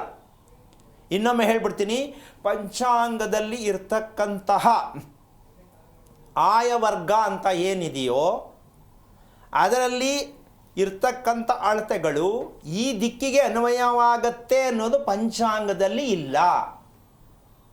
25 ಅಗಲ ಅಥವಾ ಉದ್ದ ಈ ಕಡೆಗೆ ಬರಬೇಕಾ ಈ ದಿಕ್ಕಿಗೆ ಬರಬೇಕಾ ಪಂಚಾಂಗದಲ್ಲಿ ಇಲ್ಲ. ಆ ಕಾರಣದಿಂದಾಗಿ ನಮ್ಮ ಜನಗಳಿಗೆ ಹೇಳುವಂಥ ಮಾಹಿತಿ ತಪ್ಪಾಗಿದೆಯೇನೋ ಅನ್ಕೋತಾ ಇದ್ದೀನಿ. ಅದಕ್ಕೆ ಮೀರಿ ಏನಾದ್ರು ತಪ್ಪಿದೆ ನಂಗೆ ಗೊತ್ತಿಲ್ಲ. ಸದ್ಯಕ್ಕೆ ನಾವು ಗುರುತಿಸುತ್ತಿರತಕ್ಕಂಥ ರೀತಿ ನೀತಿಗಳಿದೆಯಲ್ಲ, ನಾವು ಅರ್ಥ ಮಾಡ್ಕೊಳ್ಳೋದಿದೆಯಲ್ಲ, ಇದು ತಪ್ಪು ಮಾಹಿತಿ ಆಗ್ತಾ ಇದೆ. ಆಮೇಲೆ ಈ ಪುಸ್ತಕ ಓದೋದಾಗಲಿ ಯಾವುದೇ ವೇದ ಉಪನಿಷತ್ತು ಯಾವುದೇ ಓದೋರ್ಗಾದ್ರೂ ನಂದೊಂದು ರಿಕ್ವೆಸ್ಟ್ ಏನಂದರೆ, ಭಗವದ್ಗೀತೆ ಓದ್ತೀವಿ, ನಾವು ಓದಿದ್ದೀವಿ ಅಂತ ಕೂಡ ಹೇಳ್ತೀವಿ. ಆ ಭಗವದ್ಗೀತೆಯನ್ನು ಓದೋದಕ್ಕಿಂತ ಮುಂಚೆ ಅದರ ಮೂಲಾರ್ಥ ಯಾವುದು ಅಂತ ತಿಳ್ಕೊಂಡು ಓದಬೇಕು. ಈಗ ಭಾಗವತ ಅಥವಾ ಮಹಾಭಾರತ ಹಲವಾರು ನಮ್ಮಲ್ಲಿರ್ತಕ್ಕಂತಹ ಒಂದು ಧರ್ಮ ಗ್ರಂಥಗಳನ್ನು ಉದ್ದೇಶಕ್ಕೆ ಯಾವ ಅರ್ಥಕ್ಕೆ ನಾವು ಅದನ್ನು ಓದಬೇಕು, ಈ ತಿಳ್ಕೊಂಡು ಮುಟ್ಟಬೇಕು. ಅದನ್ನು ನಾವೇನು ಮಾಡ್ತೀವಿ, ಯಾರೋ ಹೇಳಿದ್ರು ಇದು ಓದು ಒಳ್ಳೇದಾಗತ್ತೆ ಅಂತ ಹೋಗ್ತೀವಲ್ವಾ, ಓದಿದ್ದೀವಿ ತಿಳ್ಕೊಂಡಿದ್ದೀವಿ ಅಂತಾರೆ, ಪ್ರಶ್ನೆ ಕೇಳಿದ್ರೆ ಉತ್ತರನೇ ಗೊತ್ತಿರಲ್ಲ. ಇವತ್ತು ಎಷ್ಟೋ ಸಮಸ್ಯೆ ನಡೀತಾ ಇದೆ. ಭಗವದ್ಗೀತೆ ಉಪಯೋಗ ಇಲ್ಲ ಅನ್ನೋ ಮಟ್ಟಕ್ಕೂ ನಮ್ಮ ದೊಡ್ಡ ದೊಡ್ಡ ಅಂತ ಅವರು ಹೇಳೋದಕ್ಕಿಂತ ಬುದ್ಧಿವಂತರು ವಿಚಾರಗಳು ಜಾಸ್ತಿ ಆಗ್ತಾ ಇದೆ. ಅದು ಕೂಡ ನಡೀತಾ ಇದೆ. ಯಾಕೆಂದರೆ ಭಗವದ್ಗೀತೆ ಏನಕ್ಕೆ ಬೇಕಾಗತ್ತೆ ಅಂದರೆ, ನರಕದಲ್ಲಿದ್ದೀವಿ ನಾವು. ಯಾವುದಲ್ಲಿದ್ದೀವಿ ನಾವು? ನರಕ. ಮನುಷ್ಯನಾದವನು ಪ್ರತಿಯೊಂದು ತಾಯಿ ಹೊಟ್ಟೆಯಲ್ಲಿ ಹುಟ್ಟಿದ ಮಗು ನರಕದಲ್ಲೇ ಇದೆ, ನರಕದಲ್ಲೇ ಇರುತ್ತೆ, ನರಕಕ್ಕೆ ಬರುತ್ತೆ. ಯಾವುದು ನರಕ ಅಂದರೆ ಕೋಪ. ಯಾರಿಗಿಲ್ಲಮ್ಮ ಕೋಪ? ಎಲ್ರಿಗೂ ಇದೆ. ಹಂಗಿದ್ಮೇಲೆ ನರಕ ಇದೆಯೇ ಇಲ್ವಾ? ನರಕ ಇದ್ಮೇಲೆ ದುಃಖ ಬಂದೇ ಬರುತ್ತೆ. ನರಕ ಬಂದ್ಮೇಲೆ ದುಃಖ ಬಂದೇ ಬರುತ್ತೆ, ಹೌದಾ? ಈಗ ನರಕ ದುಃಖ ಇದ್ಮೇಲೆ ಮನುಷ್ಯ ಏನಾಗ್ತಾನೆ? ಏನಕ್ಕಾರು ಹುಟ್ಟದೆ ನಾನು ಅಂತಾನೆ. ಹಾಗಿರ್ಬೇಕಾದ್ರೆ ಇದಕ್ಕೆ ಟಾಣಿಕ್ ಯಾವುದು ಅಂದರೆ ಭಗವದ್ಗೀತೆ. ಶ್ರೀಕೃಷ್ಣ ಹೇಳಿರ್ತಕ್ಕಂಥ ಒಂದು ಸಂದೇಶ ಏನಂದರೆ, ನಿಮ್ಮಲ್ಲಿರ್ತಕ್ಕಂಥ ಅಸುರಿತನ, ನಿಮ್ಮ ರಾಕ್ಷಸತನ, ನಿಮ್ಮ ಕೋಪವನ್ನು ದೂರ ಮಾಡೋದಕ್ಕೆ ಪ್ರಯತ್ನ ಮಾಡಿ. ಮೊದಲು ನಿಮ್ಮ ಪ್ರಯತ್ನ 90 ಭಾಗ, ನನ್ನ ಪ್ರಯತ್ನ 10 ಭಾಗ ಅಂತ ಸಂದೇಶವನ್ನು ಕೊಟ್ಟಿರ್ತಕ್ಕಂತಹ ಧರ್ಮಗ್ರಂಥವಾಗಿರ್ತಕ್ಕಂಥ ಭಗವದ್ಗೀತೆಯನ್ನು ಪ್ರತಿದಿನ ನಾವು ಅದನ್ನು ಮುಟ್ಟೋದು, ಕೇಳಿಸ್ಕೊಳ್ಳೋದು, ಓದೋದು, ಯಾವುದಾದ್ರು ಒಂದನ್ನು ಮಾಡಿದ್ರೂ ಸಾಕು. ನಮ್ಮ ಜನ್ಮಾಂತರದಲ್ಲಿರ್ತಕ್ಕಂಥ ಯಾವುದೋ ಒಂದು ರಹಸ್ಯ, ಕಾಣದೇ ಇರೋ ರಹಸ್ಯ, ಪಾಪ ಕರ್ಮ ಅಂತಕ್ಕಂಥದ್ದು ನಿವಾರಣೆ ಆಗತ್ತೆ. ನಾವು ಮಕ್ಕಳು ಕೊಡೋದು ಕೈಗೆ ಮೊಬೈಲು, ಭಗವದ್ಗೀತೆ ಕೊಡಲ್ಲ. ಅಭ್ಯಾಸ ಅದೇ ತಾನೇ ಇರೋದು. ಅದಕ್ಕೆ ನರಕ ಜಾಸ್ತಿ ಆಗ್ತಾ ಇದೆ. ಭದ್ರಾವತಿಯಿಂದ ಗೌರಮ್ಮ ಅಂತ ಹೇಳಿ ಕರೆ ಮಾಡಿದ್ದಾರೆ. ನಮಸ್ಕಾರ ಗೌರಮ್ಮ. ಸಂಪರ್ಕ ಕಡಿತವಾಗಿದೆ. ಗುರುಜಿ ತಿಳಿಸ್ಕೊಡ್ತಾ ಇದ್ರಿ, ಹಾಗಾಗಿ ಮುಂದಿನ ವಿಚಾರದತ್ತ ಹೋಗೋದಾದ್ರೆ, ಇವಾಗ ನಾವು ಒಂದು ಮಗು ಅಂತಕ್ಕಂತಹ ಒಂದು ವಿಷಯಕ್ಕೆ ಬಂದಾಗ ಅದು ಅಭಿವೃದ್ಧಿ ಆಗಬೇಕು, ಚೆನ್ನಾಗಿರಬೇಕು, ಆರೋಗ್ಯವಾಗಿರಬೇಕು ಅಂತಕ್ಕಂಥ ವಿಷಯಕ್ಕೆ ನಾವು ಹೋಗ್ತೀವಿ. ಎರಡನೇ ವಿಷಯಕ್ಕೆ ಬಂದು ಇದಕ್ಕೆ ಸಂಬಂಧಪಟ್ಟಂಥ ರೀತಿಯಲ್ಲಿ ಆಗಿದ್ದ ಮೇಲೆ ಹಿರಿಯರು ಅಮಾವಾಸ್ಯೆ ಅನ್ನೋದನ್ನು ಏನಕ್ಕೆ ಮಾಡಿದ್ರು? ಅಮಾವಾಸ್ಯೆ ಇದೆ ತಾನೆ? ಹೌದು. ನೀವು ಹೇಳೋದಾದರೆ ಅಮಾವಾಸ್ಯೆ ಒಳ್ಳೆಯದು, ಒಪ್ಕೊಳ್ಳೋಣ. ಹಾಗಿದ್ದ ಮೇಲೆ ಅದು ಒಳ್ಳೆಯದಾಗಕ್ಕೆ ನಾವು ಅಮಾವಾಸ್ಯೆಯಲ್ಲಿ ಏನು ಮಾಡಬೇಕಿತ್ತು ಅಂತ ಗೊತ್ತಿಲ್ಲ, ತಿಳ್ಕೊಬೇಕಲ್ವಾ? ಮುಂದುವರೆದು ಮಾತಾಡೋಣ. ಸರಿ ಗುರುಜಿ, ಮಾತಾಡ್ತಾ ಹೋಗೋಣ. ಇದೀಗ ಅಶೋಕ್ ಅಂತ ಹೇಳಿ ಕಾಲರ್ ಇದ್ದಾರೆ. ನಮಸ್ಕಾರ ಅಶೋಕ್. ನಮಸ್ತೆ ಅಶೋಕ್, ಧ್ವನಿ ಕೇಳಿಸ್ತಿದ್ಯಾ? ಹಲೋ ರೀ. ಹಲೋ, ವಾಯ್ಸ್ ಕೇಳಿಸ್ತಾ ಇದೆಯಾ? ಕೇಳಿಸ್ತಾ ಇದೆ ರೀ. ಓಕೆ, ಯಾರ ಬಗ್ಗೆ ಕೇಳಬೇಕಾಗಿತ್ತು? ಅದ ಇದು ನಮ್ಮ ಮನುಷ್ಯನದ ಬಗ್ಗೆ ಕೇಳಬೇಕಾಗಿತ್ತು ರೀ. ನಂದು ಓಕೆ, ಗುರುಜಿ ಇದ್ದಾರೆ, ಮಾತನಾಡಿ. ಹಲೋ. ನಮಸ್ಕಾರ ಸರ್ ಗುರುಜಿ. ನಾರಾಯಣ ಹೇಳಿ. ಯಾರು ನಕ್ಷತ್ರ ಏನು ಹೇಳಲೇ ಇಲ್ಲ. ನಕ್ಷತ್ರ ಹೇಳಲಿಲ್ಲ, ನಕ್ಷತ್ರ ಹೇಳಲಿಲ್ಲ. ಮಗ ನಕ್ಷತ್ರ ರೀ ಗುರುಜಿ. ಯಾವ ಊರಿಂದ ಮಾಡಿದ್ದೀರಾ? ನಾ ಧಾರವಾಡದಿಂದ ರೀ ಗುರುಜಿ. ಎಷ್ಟು ವಯಸ್ಸಿನ ಮಗ? ನಾನು ರೀ 54. ನಿಮ್ದೇನಾ? ನಂದೇ ರೀ ಗುರುಜಿ. ಏನಾಗಬೇಕಿತ್ತು ನಿಮ್ಮ ಬಗ್ಗೆ? ಅಂದ್ರೆ ಮನ್ಯಾಗ ಕಾಡಾಟ್ರಿ ಏನ್ ಮಕ್ಕಳಿಗೆ ಇಲ್ಲಿರ್ತಾರ ನಮಗ ಇಲ್ಲಿರ ಮಕ್ಕಳಿಗೆ ಈಗ ಕಾಡಿ ತಟ್ಟೈತ್ರಿ ಎಡಗಾಲಿಗೆ. ಓಕೆ. ಏನ್ ಒಂದಿಲ್ಲ ಒಂದ್ ಹಂಗ ಸಮಸ್ಯೆ ಬರಾಕೈತಿ. ಅವ್ರು ಇಲ್ಲ ಹುಡುಗರಿಗೆ ಇಲ್ಲಿಕ್ಕಿಲ್ಲ, ನನಗ್ ಬರ್ತೈತಿ, ನನಗಿಲ್ಲ ಹುಡುಗರಿಗೆ ಇಲ್ಲ ಹೆಣ್ಮಕ್ಳಿಗೆ. ಮನ್ಯಾಗ ಯಾವ್ದೊಂದು ಈಡಿಲ್ಲ, ಸಾಲ ಬರೇ ಸಾಲ. ಎಷ್ಟು ಜನ ಇದ್ದೀರಾ ಮನೆಯಲ್ಲಿ? ಮನೆಯಲ್ಲಿ ನಮ್ಮ ತಾಯಾರು ಇದ್ರಿ. ನಿನ್ನೆ ದೀಪಾವಳಿ 1 ವರ್ಷ ಜನ ಆತ್ರಿ ತೀರ್ಕೊಂಡ. ನಾವು 4 ಜನದ ಮಕ್ಕಳು ಇದ್ರು, 2 ಗಂಡ ಇದ್ದೀರಿ. ಫೋಟೋ ಹಾಕಿದ್ದೀರಾ ನಿಮ್ಮ ತಾಯಿದು? ತಾಯಿ ಫೋಟೋ ಹಾಕೇವ್ರಿ. ಅದಲ್ಲದೆ ಇನ್ಯಾವ ಫೋಟೋ ಇದೆ? ನಮ್ಮ ಅಪ್ಪಾಜಿ ಅವ್ರದ್ದು ಐತ್ರಿ. ಅದೆಲ್ಲ ಒಟ್ಟಿಗೆ ಇಟ್ಟಿದ್ದೀರಾ, ಬೇರೆ ಇಟ್ಟಿದ್ದೀರಾ? ಅದು ಬೇರೆ ಇದಾವ್ರಿ. ನಮ್ಮ ಅಪ್ಪ ನಮ್ಮವ್ರದ್ದು ಬೇರೆ ಐತ್ರಿ, ಉಳ್ಕಿದ್ದು ಒಟ್ಟಿಗೆ ಅದಾವ್ರಿ. ಇದಕ್ಕೆ ಪೂಜೆ ಯಾರು ಮಾಡೋದು? ನಾನ ಮಾಡ್ತೇನ್ರಿ, ಗುರುವಾರ ಭಾನುವಾರ. ಸತ್ತವ್ರಿಗೆ ಪೂಜೆ ಮಾಡಬೇಕಾ, ಶ್ರಾದ್ದ ಮಾಡಬೇಕಾ? ಪೂಜೆ ಮಾಡ್ತೇವ್ರಿ ಗುರುಗಳು. ದೇವ್ರಿಗೆ ಏನು ಮಾಡ್ತೀರಾ? ಪೂಜೆನ ಮಾಡ್ತೇವ್ರಿ ಗುರುಗಳು. ಅಂದರೆ ಸತ್ತವರು ದೇವರಾಗಿದ್ದಾರಾ? ಇಲ್ರಿ, ನಾವು ಸರಿಯಾಗಿ ಕೇಳಿಸ್ಕೊಳ್ಳಿ. ಇದನ್ನು ತಿಳ್ಕೊಳ್ಳದೆ 54 ವರ್ಷ ಬೆಳೆದಿದ್ದೀರಾ ನಮ್ಮ ಭಾರತ ದೇಶದಲ್ಲಿ. ಸ್ವಲ್ಪ ಯೋಚನೆ ಮಾಡಿ. ಹೇಳ್ರಿ ಗುರುಜಿ. ಸತ್ತವರಿಗೆ ಮಾಡಬೇಕಾದದ್ದು ಯಾವುದು? ಗೊತ್ತಿಲ್ರಿ ಗುರುಜಿ. ಗೊತ್ತಿಲ್ಲದಕ್ಕೆ ನಿಮ್ಮ ಜೀವನನೂ ಗೊತ್ತಿಲ್ಲ, ದುಡ್ಡು ಇಲ್ಲ, ಆರೋಗ್ಯನೂ ಇಲ್ಲ, ನೆಮ್ಮದಿನೂ ಇಲ್ಲ, ಕುಟುಂಬನೂ ಚೆನ್ನಾಗಿಲ್ಲ. ಏನು ಮಾಡಿದ್ರು ಒಂದು ನಿಮಿಷ ಕೇಳಿಸ್ಕೊಳ್ಳಿ. ಏನು ಮಾಡಿದ್ರು ಅಂದರೆ ಮಾಡದೆ ಏನೇನೋ ಮಾಡಿಬಿಟ್ರೆ ಏನಾಯ್ತು? ಜನ್ಮ ಕೊಟ್ಟವ್ರಿಗೆ ಏನು ಋಣ ತೀರಿಸ್ತೆ ಮನೆ ತುಂಬ ಫೋಟೋ ಮಾಡಕೊಂಡು ನೀವು ದರಿದ್ರ ಹಿಡ್ಕೊಂಡು ಹೆಂಗ್ ಬದುಕ್ತೀರಾ? ನೀವು ಬದುಕಕ್ಕಾಗಲ್ಲ, ಜಾಗನೇ ಇಲ್ಲ. ನೀವು ಮೊದಲು ತಿಳ್ಕೊಳ್ಳಿ, ನಾನು 54 ವರ್ಷ ಹುಟ್ಟಿ ಮಖಾ ನಕ್ಷತ್ರ ನಾನು ಏನಕ್ಕೆ ಕೊಡ್ತೆ, ಅದಕ್ಕೆ ಕಾರಣ ಏನು ಅಂತ ತಿಳ್ಕೊಳ್ಳೋದು ಅಂದರೆ, ಸತ್ತವರ ಫೋಟೋಗಳಿಗೆ ಪೂಜೆ ಮಾಡುವವರ ಹಣೆ ಬರ ಎಲ್ಲ ಹೀಗೇನೆ. ಇದಕ್ಕೆ ನಾವು ಸತ್ತವರಿಗೆ ಏನು ಮಾಡಬೇಕಿತ್ತು ಅಂತ ತಿಳ್ಕೊಳ್ಳೋವರೆಗೂ ನೀವು ಹೀಗೆ ಅಲಿಬೇಕು. ಇದಕ್ಕೆ ಯಾವುದೇ ಪರಿಹಾರ ಇಲ್ಲ, ಯಾವುದೇ ಮಂತ್ರ ಯಂತ್ರ ತಂತ್ರ ಪೂಜೆ ಇಲ್ಲ. ಹಿರಿಯರ ಆಶೀರ್ವಾದ ತಗೊಳ್ಳಿ, ತಿಳ್ಕೊಳ್ಳಿ, ಒಳ್ಳೆಯದಾಗತ್ತೆ.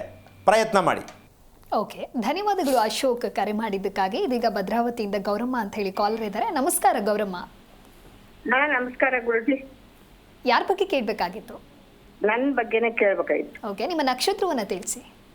ನಕ್ಷತ್ರ ಪೂರ್ವ ಭಾದ್ರಪದ ನಕ್ಷತ್ರ. ಗುರುಜಿ ಇದ್ದಾರೆ, ನಿಮ್ಮ ಪ್ರಶ್ನೆ. ಹಲೋ ಗುರುಜಿ. ಹೇಳಿ. ಅದ ನಂದು ಆರೋಗ್ಯ ಸಮಸ್ಯೆ. ಎಷ್ಟು ವಯಸ್ಸೆಷ್ಟು ನಿಮಗೆ? 65. ಎಷ್ಟು? 65. ಏನು ಎಲ್ಲ ಸಾಧನೆ ಮಾಡ್ಬಿಟ್ಟಿದ್ದೀರಾ, ಈಗ ಕೇಳ್ತಾ ಇದ್ದೀರಾ? ಏನು ಸಮಾಚಾರ, ಏನಕ್ಕೆ ಕೇಳಬೇಕು ಅಂತ, ಏನು ಕರೆ ಮಾಡೋದಕ್ಕೆ? ಗುರುಜಿ, ಗ್ಯಾಸ್ಟ್ರಿಕ್ ಆರ್ಥರೈಟಿಸ್ ಅಂತ ವಾತ. ಅಮ್ಮ ಇನ್ನೊಂದ್ಸಲ ಹೇಳಿ. ವಾತ ಆರ್ಥರೈಟಿಸ್ ವಾತ. ಅದು ಗ್ಯಾಸ್ಟ್ರಿಕ್ ಜಾಸ್ತಿ ಇದೆಯಾ? ಜಾಸ್ತಿ ಇದೆ ಗುರುಜಿ. ನಾನು ಬಹಳ ಪ್ರಯತ್ನ ಮಾಡ್ತೀನಿ, ಆಸ್ಪತ್ರೆಗೆಲ್ಲ ತೋರಿಸ್ತೇನೆ.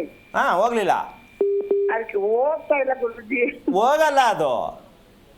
ಅದ ಹುಟ್ಲಿಂದಾನೆ ಬಂದ್ಬಿಟ್ಟೈತಿ. ನಮ್ಮ ಅಪ್ಪ ಅಮ್ಮಗಿತ್ತಂತ ನಮಗೂ ಬಂದ್ಬಿಟ್ಟೈತಿ. ಬಾಬಾ ಅದ್ಭುತ. ನೀವು ಜೊತೆ ತಗೊಂಡು ಹೋಗ್ತೀರಾ? ಏನ್ ಮಾಡೋದು ಗುರುಜಿ? ಅಯ್ಯೋ ನ್ಯಾಯವೇ. ಏನು ಓದಿದ್ದೀರಾ?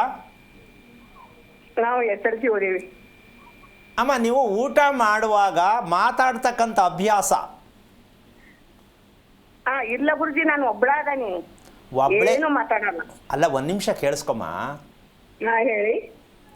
ನೀನು ಒಬ್ಬಳೇ ಇರಲಿ, ಊಟ ಮಾಡುವಾಗ ನೆಮ್ಮದಿಯಾಗಿ ಖುಷಿಯಾಗಿ ಊಟ ಮಾಡಿದ್ದೀನಿ ಅಂತಕ್ಕಂಥದ್ದು ಇಲ್ಲಿವರೆಗಾರು ನಿನ್ಗೆ ಗೊತ್ತಾಗಿದೆಯಾ? ಅದು ನಿಜ ಗುರುಜಿ. ಕೊನೆಗೆ ನೀನೇ ಮಾತಾಡ್ಕೋಬೇಕು. ಯಾರೂ ಇಲ್ಲ ಅಂದ್ರೆ ಪರವಾಗಿಲ್ಲ, ಏನಕ್ಕಾರು ಊಟದೆ, ಏನಕ್ಕಾರು ಆಯ್ತಾಯ್ತು ಅಂತ ನೀನು ಮಾತಾಡಲೇಬೇಕು. ಹೌದು ಗುರುಜಿ, ನಿಜ. ನೋಡ್ದ ಕಳ್ಳರನ್ನ ಹೆಂಗ್ ಹಿಡ್ದಾಕ್ತೀವಿ ನಾವು? ಹೇಳಿ ಗುರುಜಿ. ಈಗ ಹಾಸ್ಪಿಟ್ಲ್ ಕಾಯಿಲೆನ ನೀವೇ ಸ್ವಲ್ಪ ಯೋಚನೆ ಮಾಡಿಯಪ್ಪ. ಏನ್ ಗುರುಜಿ, ಸಾಕಾಗಿ ತೋರಿಸಿ. ಅಯ್ಯೋ ನಾನು ನಿಮಗೆ ಹೇಳ್ತಾ ಇರೋ ನಿಮ್ಗೆ ಇನ್ನೂ ಅರ್ಥ ಆಗಿಲ್ಲ. ಇದು ಹಾಸ್ಪಿಟ್ಲ್ ಕಾಯಿಲೆನಾ? ಊಟ ಒಂದು ನಿಮಿಷ ಕೇಳಿಸ್ಕೊಳ್ಳಿ. ಊಟ ಮಾಡುವಾಗ ನಿಮ್ಮ ಅಮ್ಮನೂ ಇದನ್ನೇ ಮಾಡಿರೋದು. ಊಟ ಮಾಡುವಾಗ, ನಿದ್ದೆ ಮಾಡುವಾಗ ನೆಮ್ಮದಿಯಾಗಿ ಇವೆರಡು ಸಿಕ್ಕಿದೆಯಾ ನಿಮಗೆ? ಗುರುಜಿ. ಇನ್ನು ಊಟ ನಿದ್ದೆ ಎರಡೂ ಚೆನ್ನಾಗಿಲ್ಲ ಅಂದರೆ ನಿಮಗೆ ಗ್ಯಾಸ್ಟ್ರಿಕ್ಕು ಬರುತ್ತೆ, ಅಲ್ಸರು ಬರುತ್ತೆ, ಎಲ್ಲವೂ ಬರುತ್ತೆ, ಹಾರ್ಟ್ ಆಪ್ರೇಷನ್ನು ಮಾಡಬೇಕಾಗತ್ತೆ. ಎಲ್ಲ ಬರೀ ದುಡ್ಡು ಕೊಟ್ಟು ಒಂದು ಕಡೆಯಿಂದ ಕುಯ್ಸ್ಕೋಬೇಕಾಗತ್ತೆ. ಅಲ್ಟ್ರಾಸೌಂಡ್ ಎಲ್ಲ ಆಗಿದೆ ಗುರುಜಿ. ಅಲ್ಲ ಈಗ ನಿಮಗೆ ತಿಳ್ಕೊಂಡೆ ಅಂತ ಖುಷಿ ಆಯ್ತಾ ಬೇಜಾರಾಯ್ತಾ? ಇಲ್ಲ ಗುರುಜಿ, ಖುಷಿ ಆಯ್ತು. ನಾನು ನಿಮ್ದು 1 ವರ್ಷ ಆಯ್ತು ಅಷ್ಟೇ ಆಯ್ತು ನೋಡ್ತಾ ಇರೋದು. ಮೊದಲೇ ನೋಡಿ ಗೊತ್ತಿಲ್ಲ ನನಗೆ. ಆಯಿತು, ಈಗಲೂ ಕಾಲ ಮಿಂಚಿಲ್ಲ. ಇಸ್ತ್ರಿ ಎಲೆ ಗೊತ್ತಾ? ಹಾ ಹೇಳಿ. ಹ್ಞೂನ್ರಿ. ಇಸ್ತ್ರಿ ಎಲೆ ಇಲ್ಲ ಅಂತಂದರೆ ಬಾಳೆ ಎಲೆ. ಹ್ಞೂ ಗುರುಜಿ. ಆ ಟೈಮ್ಗೆ ಆಗಬೇಕು. ಫ್ರೆಶ್ ಆಗಿರೋ ಬಾಳೆ ಎಲೆ ಕುಯ್ಕೊಂಡು ಬಂದು ಅದರಲ್ಲಿ ಊಟ ಹಾಕ್ಕೊಂಡು ನಿಧಾನವಾಗಿ ನಮಸ್ಕಾರ ಮಾಡಿ ಊಟಕ್ಕೆ ನಮಸ್ಕಾರ ಮಾಡಬೇಕು. ಯಾರು ಊಟಕ್ಕೆ ನಮಸ್ಕಾರ ಮಾಡಲ್ವೋ ಆ ಊಟ ಅವರನ್ನು ತಿನ್ನಲ್ಲ, ಅವರನ್ನು ನಾಶಪಡಿಸುತ್ತೆ. ನಮ್ಮ ಜನಕ್ಕಿನ್ನೂ ಊಟಕ್ಕೆ ನಮಸ್ಕಾರ ಮಾಡಬೇಕು ಅನ್ನೋ ಪ್ರಜ್ಞೆ ಗೊತ್ತಿಲ್ಲ. ಕಾಣದೇ ಇರೋ ಮಾತಾಡದೇ ಇರೋ ದೇವ್ರಿಗೆ ನಮಸ್ಕಾರ ಮಾಡಿದ್ದು ಮಾಡಿದ್ದೆ, ಉರುಳು ಸೇವೆ ಮಾಡಿದ್ದು ಮಾಡಿದ್ದೆ, ಅದು ಮಾತಾಡಲ್ಲ. ನಮ್ಮನ್ನು ಮಾತಾಡಿಸೋ ದೇವರು ಪ್ರತ್ಯಕ್ಷವಾಗಿದೆ, ಅದಕ್ಕೊಂದು ನಮಸ್ಕಾರ ಮಾಡಿ ಊಟ ತಿನ್ನಬೇಕು ಅನ್ನೋ ಪ್ರಜ್ಞಾಸ್ಥಿತಿಯಲ್ಲಿ ನಮ್ಮ ಜನ ಇಲ್ಲ. ಇನ್ನು ರೋಗಗಳಿರದೆ ಇನ್ನೇನಾಗತ್ತೆ? ಪ್ರತಿಯೊಬ್ಬರಿಗೂ ರೋಗಗಳು ಏನಕ್ಕೆ ಬರುತ್ತೆ ಅಂದರೆ ಭಗವಂತನ ಶಾಪ. ಅನ್ನವನ್ನು ಮುಟ್ಟಬೇಕಾದ್ರೆ ನಮಸ್ಕಾರ ಮಾಡಬೇಕು, ಅನ್ನವನ್ನು ತಿನ್ನಬೇಕಾದ್ರೆ ಪ್ರಾರ್ಥನೆ ಮಾಡಿ ಅನ್ನ ತಿನ್ನಬೇಕು, ಊಟ ಮುಗಿದ ಮೇಲೆ ನಮಸ್ಕಾರ ಮಾಡಿ ಪೂರ್ತಿ ಮಾಡಬೇಕು. ಎಲ್ಲರೂ ಐತೆ ನಾವು ಭಾರತೀಯರು ಅಂತ ಹೇಳ್ಕೊಳಕ್ಕೆ ನಾಚಿಕೆ ಆಗತ್ತೆ. ಊಟ ಮಾಡೋದೇ ನಮಗೆ ಗೊತ್ತಿಲ್ಲ ಅಂದಮೇಲೆ ರೋಗಗಳು ನಿಮಗೆ ಯಾಕೆ ಬರಲ್ಲ? ಎಲ್ಲ ರೋಗಗಳು ಇದೆ, ಎಲ್ಲ ರೋಗಗಳು ಬರುತ್ತೆ. ಪ್ರಪಂಚದಲ್ಲಿರ್ತಕ್ಕಂತಹ ಡಾಕ್ಟರ್ಸ್ ಎಲ್ಲ ಪ್ರಯತ್ನ ಮಾಡಿದ್ರು ಮನುಷ್ಯನಿಗೆ ಬರ್ತಿರ್ತಕ್ಕಂಥ ರೋಗಗಳನ್ನು ನಾಶ ಮಾಡೋದಕ್ಕೆ ಯಾವ ಕಾರಣಕ್ಕೂ ಔಷಧ ನಮ್ಮ ದೇಶದಲ್ಲಿಲ್ಲ. ಹಾ ಗುರುಜಿ, ನಿಜ. ಇದನ್ನು ಪ್ರಯತ್ನ ಮಾಡಿ ನೆಮ್ಮದಿಯಾಗಿ ನಮಸ್ಕಾರ ಮಾಡಿ ಊಟ ಮಾಡಬೇಕು, ಭಗವಂತನ ಪ್ರಾರ್ಥನೆ ಮಾಡ್ಕೊಂಡು ಊಟ ಮಾಡಬೇಕು, ಮಾತಾಡಬಾರ್ದು, ಕಣ್ಣು ಮುಚ್ಕೊಂಡು ಅಗಿಬೇಕು. ಊರು ಸೀಮೆದೆಲ್ಲ ನೋಡಿಕೊಂಡು ಆ ಕಡೆ ಈ ಕಡೆ ನೋಡಿಕೊಂಡು ಪಕ್ಕದ ಮನೆ ಕಿಟಕಿ ನೋಡಿಕೊಂಡು ಕಣ್ಣು ಬಿಟ್ಕೊಂಡು ದಪ್ಪಾಗಿ ಊಟ ಮಾಡೋದಲ್ಲ. ಪೂರ್ಣವಾಗಿ ಕಣ್ಣು ಮುಚ್ಚಗಿಬೇಕು. ಕಣ್ಣು ಮುಚ್ಚಿ ತುಟಿಯನ್ನು ಮುಚ್ಚಿ ಊಟ ಮಾಡೋ ಅಭ್ಯಾಸ ಕಲ್ತ್ಕೊಳ್ಳಿ. ನೀವೆಷ್ಟು ಊಟ ಮಾಡ್ತಾ ಇದ್ದೀವಿ ಅದರಲ್ಲಿ ಅರ್ಧ ಊಟ ಮಾಡಿ. ಅಮ್ಮ ಕೇಳಿಸ್ತಿದ್ಯಾ? ನೀವೆಷ್ಟು ತಿಂತಾ ಇದ್ದೀವಿ ಅದು ಅರ್ಧ ಮಾಡಿ. ಆಯ್ತು. ಅದನ್ನು ನಿಧಾನವಾಗಿ ಖುಷಿಯಾಗಿ ತೃಪ್ತಿಯಾಗಿ ಲವ್ ಮಾಡಿ ಊಟ ಚೆನ್ನಾಗಿ ಲವ್ ಮಾಡಬೇಕು. ನೋಡಿ ನಿಮ್ಮ ಗ್ಯಾಸ್ಟ್ರಿಕ್ಕು ಯಾವ ಮಟ್ಟಕ್ಕೆ ಹೋಗುತ್ತೆ ಅಂತ ಗೊತ್ತಾಗತ್ತೆ. ಪ್ರಪಂಚದ ಇತಿಹಾಸದಲ್ಲಿ ಓದದೇ ಇರುವ ಡಾಕ್ಟರ್ ಯಾರು ಅಂದರೆ ನಾನೊಬ್ಬನೇ. ಓದದೇ ಇರುವ ಡಾಕ್ಟರ್ ಯಾರು ಅಂದರೆ ನಾನೊಬ್ಬನೇ. ಇದರ ಬಗ್ಗೆ ಚಾಲೆಂಜು. ಓದಿರುವವರಿಗೆ ನಾವು ಚಾಲೆಂಜು ಯಾವುದೇ ವಿಚಾರದಲ್ಲಿ. ಇದು ನಿಮ್ಮ ಮೂಲಕ ಎಲ್ರಿಗೂ ಅರ್ಥ ಆಗಲಿ ಅಂತ ಹೇಳಿದ್ದೀನಿ. ಒಳ್ಳೆಯದಾಗಲಿ ತಾಯಿ, ಪ್ರಯತ್ನ ಮಾಡಿ. ಓಕೆ, ಧನ್ಯವಾದಗಳು ಗೌರಮ್ಮ ಕರೆ ಮಾಡಿದ್ದಕ್ಕಾಗಿ. ಇನ್ನು ಸಿರ್ಸಿಯಿಂದ ವಸಂತ್ ಹೆಗಡೆ ಅಂತ ಹೇಳಿ ಕಾಲರ್ ಇದ್ದಾರೆ. ನಮಸ್ಕಾರ. ನಮಸ್ಕಾರ. ಯಾರ ಬಗ್ಗೆ ಕೇಳಬೇಕಾಗಿತ್ತು? ಗುರೂಜಿ, ನನ್ನ ಬಗ್ಗೆನೇ ಕೇಳಬೇಕಾಗಿತ್ತು ಮೇಡಮ್. ನಿಮ್ಮ ನಕ್ಷತ್ರವನ್ನ ತಿಳಿಸಿ ಸರ್. ಶತಭಿಷ ನಕ್ಷತ್ರ. ಓಕೆ, ಗುರುಗಳಿದ್ದಾರೆ ಮಾತು. ಹಲೋ ಹಲೋ, ನಮಸ್ತೆ ಗುರೂಜಿ. ನಾರಾಯಣ, ಹೇಳಿಪ್ಪ, ಯಾವ ಊರಿಂದ? ಶಿರ್ಸಿ ಸಿದ್ದಾಪುರ, ವಸಂತ್ ಹೆಗಡೆ ಅಂತ. ಓಕೆ, ಎಷ್ಟು ವಯಸ್ಸು ತಮಗೆ? 48. ಓಕೆ, ಏನು ಕೇಳಬೇಕಂತ ಮಾಡಿದ್ರಿ? 48. ಹೋಯ್ತು, ಕೇಳಿಸ್ತು. ಏನು ಕೇಳಬೇಕಂತ ಮಾಡಿದ್ರಿ? ನನ್ನ ಮಕ್ಕಳು 2 ಜನ ಹೆಣ್ಣು ಮಕ್ಕಳು. ಹಾಂ. ಅವರಿಗೆ ಅನಾರೋಗ್ಯ ಇದೆ. ಹಾಂ. ಮತ್ತೆ ಆರ್ಥಿಕವಾಗಿ ಸ್ವಲ್ಪ ಸಮಸ್ಯೆ ಇದೆ ಗುರುಜಿ. ಭಾಳ ದಿವಸದಿಂದ ಟ್ರೈ ಮಾಡ್ತಾ ಇದ್ದೀನಿ ತಮಗೆ. ನಿಮ್ಮ ಮಕ್ಕಳ ಸಮಸ್ಯೆ, ನಿಮ್ದೇನು ಸಮಸ್ಯೆ ಇಲ್ವಾ? ನನಗೆ ಆರ್ಥಿಕವಾಗಿ ಸಮಸ್ಯೆ ಇದೆ. ಮಕ್ಕಳಿಗೆ ಹೈಸ್ಕೂಲ್ ಹೋಗ್ತಾರೆ. ಹಾಂ. ಅನಾರೋಗ್ಯ ಇದೆ ಅವರಿಗೆ. ಸ್ಕೂಲಿಗೆ ಹೋಗಕ್ ಆಗ್ತಾ ಇಲ್ಲ. ಜ್ವರ ಹಿಂಗೆ ಬಿಟ್ಟು ಬಿಟ್ಟು ಬರ್ತಾ ಇದೆ ಭಾಳ ದಿನದಿಂದ. ಎಷ್ಟು ವರ್ಷದ ಮನೆಯಲ್ಲಿದ್ದೀರಾ? ನಿಮ್ಮ ಮನೆ ಎಷ್ಟು ವರ್ಷದ್ದು? ಕೇಳಿಸ್ತಾ ಇಲ್ವಾ? ಕೇಳ್ತಾ ಇದೆ. ಮನೆ ಕಟ್ಟಿ ಎಷ್ಟು ವರ್ಷದ್ದದು? 30 ವರ್ಷ. ಯಾರು ಕಟ್ಟಿದ್ದು? ನಮ್ಮ ತಂದೆಯವರು. ಓಕೆ, ಇದಾರ ಅಪ್ಪ? ತಂದೆಯವ್ರಿಗಿಲ್ಲ. ಎಷ್ಟು ವರ್ಷ ಆಯಿತು? ತಂದೆಯವ್ರು ಹೋಗಿ 15 ವರ್ಷ ಆಯ್ತು ಗುರುಜಿ. ಏನಾಗಿತ್ತು ಅಪ್ಪಂಗೆ? ತಂದೆಯವರಿಗೆ ಇದು ಡಯಾಬಿಟಿಸ್ ಆಗಿತ್ತು, ಏಜ್ ಆಗಿತ್ತು. ಓಕೆ, ಈಗ ನೀವೆಷ್ಟು ಜನ ಅಣ್ಣ ತಮ್ಮಂದಿರೋ? ಅಣ್ಣ ಹೋಗ್ಬಿಟ್ಟಿದ್ದಾರೆ, ನಾನೊಬ್ಬನೇ, ಒಂದೇ ಅಣ್ಣ. ಓಕೆ, ನಿಮ್ಮ ತಾಯಿ? ತಾಯಿ ಇಲ್ಲ, ಹೋಗ್ಬಿಟ್ಟಿದ್ದಾರೆ. ಎಷ್ಟು ವರ್ಷ ಆಯಿತು? ತಾಯಿಯವರು ಹೋಗಿ 3 ವರ್ಷ ಆಯ್ತು. ಏನಾಗಿತ್ತು ಅಮ್ಮಂಗೆ? ಅಮ್ಮನಿಗೂ ಏಜ್ ಆಗಿತ್ತು, 83. ಈಗ ನಿಮ್ಮ ಅಪ್ಪ ಅಮ್ಮ ಖುಷಿಯಾಗಿ ಆರೋಗ್ಯವಾಗಿ ಬದುಕಿದ್ರು, ಸಂಸಾರ ಮಾಡಿದ್ರು ಅನ್ಸತ್ತಾ? ಏನೋ ಕಷ್ಟಪಟ್ಕೊಂಡು ಒಂದಿನ ಸತ್ರು ಅನ್ಸತ್ತಾ? ಇಲ್ಲ, ಚೆನ್ನಾಗಿ ಬದುಕಿದ್ದಾರೆ ಸ್ವಾಮೀಜಿ. ಯಾವುದ್ರಲ್ಲಿ? ದುಡ್ಡಲ್ಲ, ಆರೋಗ್ಯದಲ್ಲ, ನೆಮ್ಮದಿ ಅಲ್ಲ? ಆರೋಗ್ಯದ ಚೆನ್ನಾಗಿದ್ರು. ಚೆನ್ನಾಗಿದ್ರು. ಓಕೆ, ಈಗ ಅವರಿಗೆ ನೀವು ಏನು ಮಾಡ್ತಾ ಇದ್ದೀರಾ ವರ್ಷಕ್ಕೆ ತಂದೆ ತಾಯಿಗೋಸ್ಕರ ಏನು ಮಾಡ್ತಾ ಇದ್ದೀರಾ? ವರ್ಷ ಶ್ರಾದ್ದ ಮಾಡ್ತೀವಿ ತಂದೆ ಮತ್ತು ತಾಯಿಗ. ಯಾವಾಗ? ತಂದೆಯವ್ರದ್ದು ಯುಗಾದಿ ಮುಂಚಿನ ದಿವಸ ಚತುರ್ದಶಿಗೆ ಬರ್ತದೆ. ಅವ್ರು ಸತ್ತಿದ್ದು ಯಾವಾಗ? ಅವಾಗಲೇನಾ? ಅದೇ ಟೈಮೇ ಅದೇ ಮಿತಿಗೆ ಮಾಡ್ತೀವಿ. ಓಕೆ, ಎಲ್ಲಿ ಮಾಡೋದು? ಮನೆಯಲ್ಲೇ ಮಾಡ್ತೀನಿ, ತಂದೆಯವ್ರು ಕಟ್ಸಿದ ಮನೆಯಲ್ಲೇ. ಅದೇ ವೈದಿಕರು ಕರೆದು ಫೋಟೋ ಇಟ್ಬಿಟ್ಟು ಮಾಡಿದ್ದೆಲ್ಲ ಮುಂದೆ ಹಾಕೋದಾ? ಹಾ ಅದನ್ನ ತಿಥಿ ಅಂತಾರ ಅದನ್ನ? ಹಾ ಅಲ್ಲ, ಅದನ್ನ ಪೂಜೆ ಅಂತಾರೆ, ಹೌದಾ? ಹಾ ಅಂದ್ರೆ ನಾನು ಏನು ಮಾಡಲಿ? ನೀವು ಮಾಡ್ತಾ ಇರೋ ಕ್ರಮ ಪೂಜೆ ಮಾಡ್ತಾ ಇದ್ದೀರಾ ನಿಮ್ಮ ಅಪ್ಪನಿಗೆ ಅಷ್ಟೇ, ತಿಥಿ ಮಾಡಿಲ್ಲ. ತಿಥಿ ಮಾಡ್ತೀವಿ, ತಿಥಿ ಮಾಡಿ ಎಡೆ ಒಂದು ನಿಮಿಷ ಕೇಳಿಸ್ಕೊಳ್ಳಿ.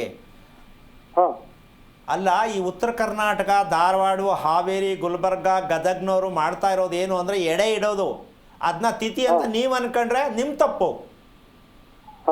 ಯಾರಿಗೆ ಅಂತ ತಿಥಿ ಮಾಡಿದ್ರಿ, ಮಾಡ್ಬಿಟ್ಟು ಫೋಟೋ ಮುಂದೆ ಇಟ್ಬಿಟ್ರೆ ಅವ್ರು ಬಂದು ತಿಂತಾರ ಅದನ್ನ? ನೀವು ಮಾಡಿದ ಅಡುಗೆ ಹಾಕ್ತಿರಲ್ಲ, ಅವ್ರು ಬಂದು ತಿನ್ಕೊಂಡು ಹೋಗ್ತಾರೆ, ನೋಡಿದ್ದೀರಾ ನೀವು? ನಾನೇನು ಹೇಳಕ್ಕ, ಎಲ್ಲದಕ್ಕೂ ಹ್ಞೂ ಅಂದರೆ ಕಷ್ಟ ಇದೆ. ನೀವು ಎಲ್ಲ ಹೇಳೋದಲ್ಲ, ನಮಗೆ ಪ್ರತ್ಯೇಕ ಉತ್ತರನೇ ಕೊಡ್ತಾ ಇಲ್ವಲ್ಲ ನೀವು. ಹ್ಞೂ ಅಂದ್ರೆ ನಾನೇನು ಮಾಡಲಿ? ಸತ್ತವರಿಗೆ ಶ್ರಾದ್ದವನ್ನು ಮಾಡದೇ ಇರುವಂತಹ ವಿಚಾರ ಏನು ಅಂತಂದರೆ, ಮನೆಯಲ್ಲಿ ಎಲ್ಲರಿಗೂ ಕಾಯಿಲೆಗಳು,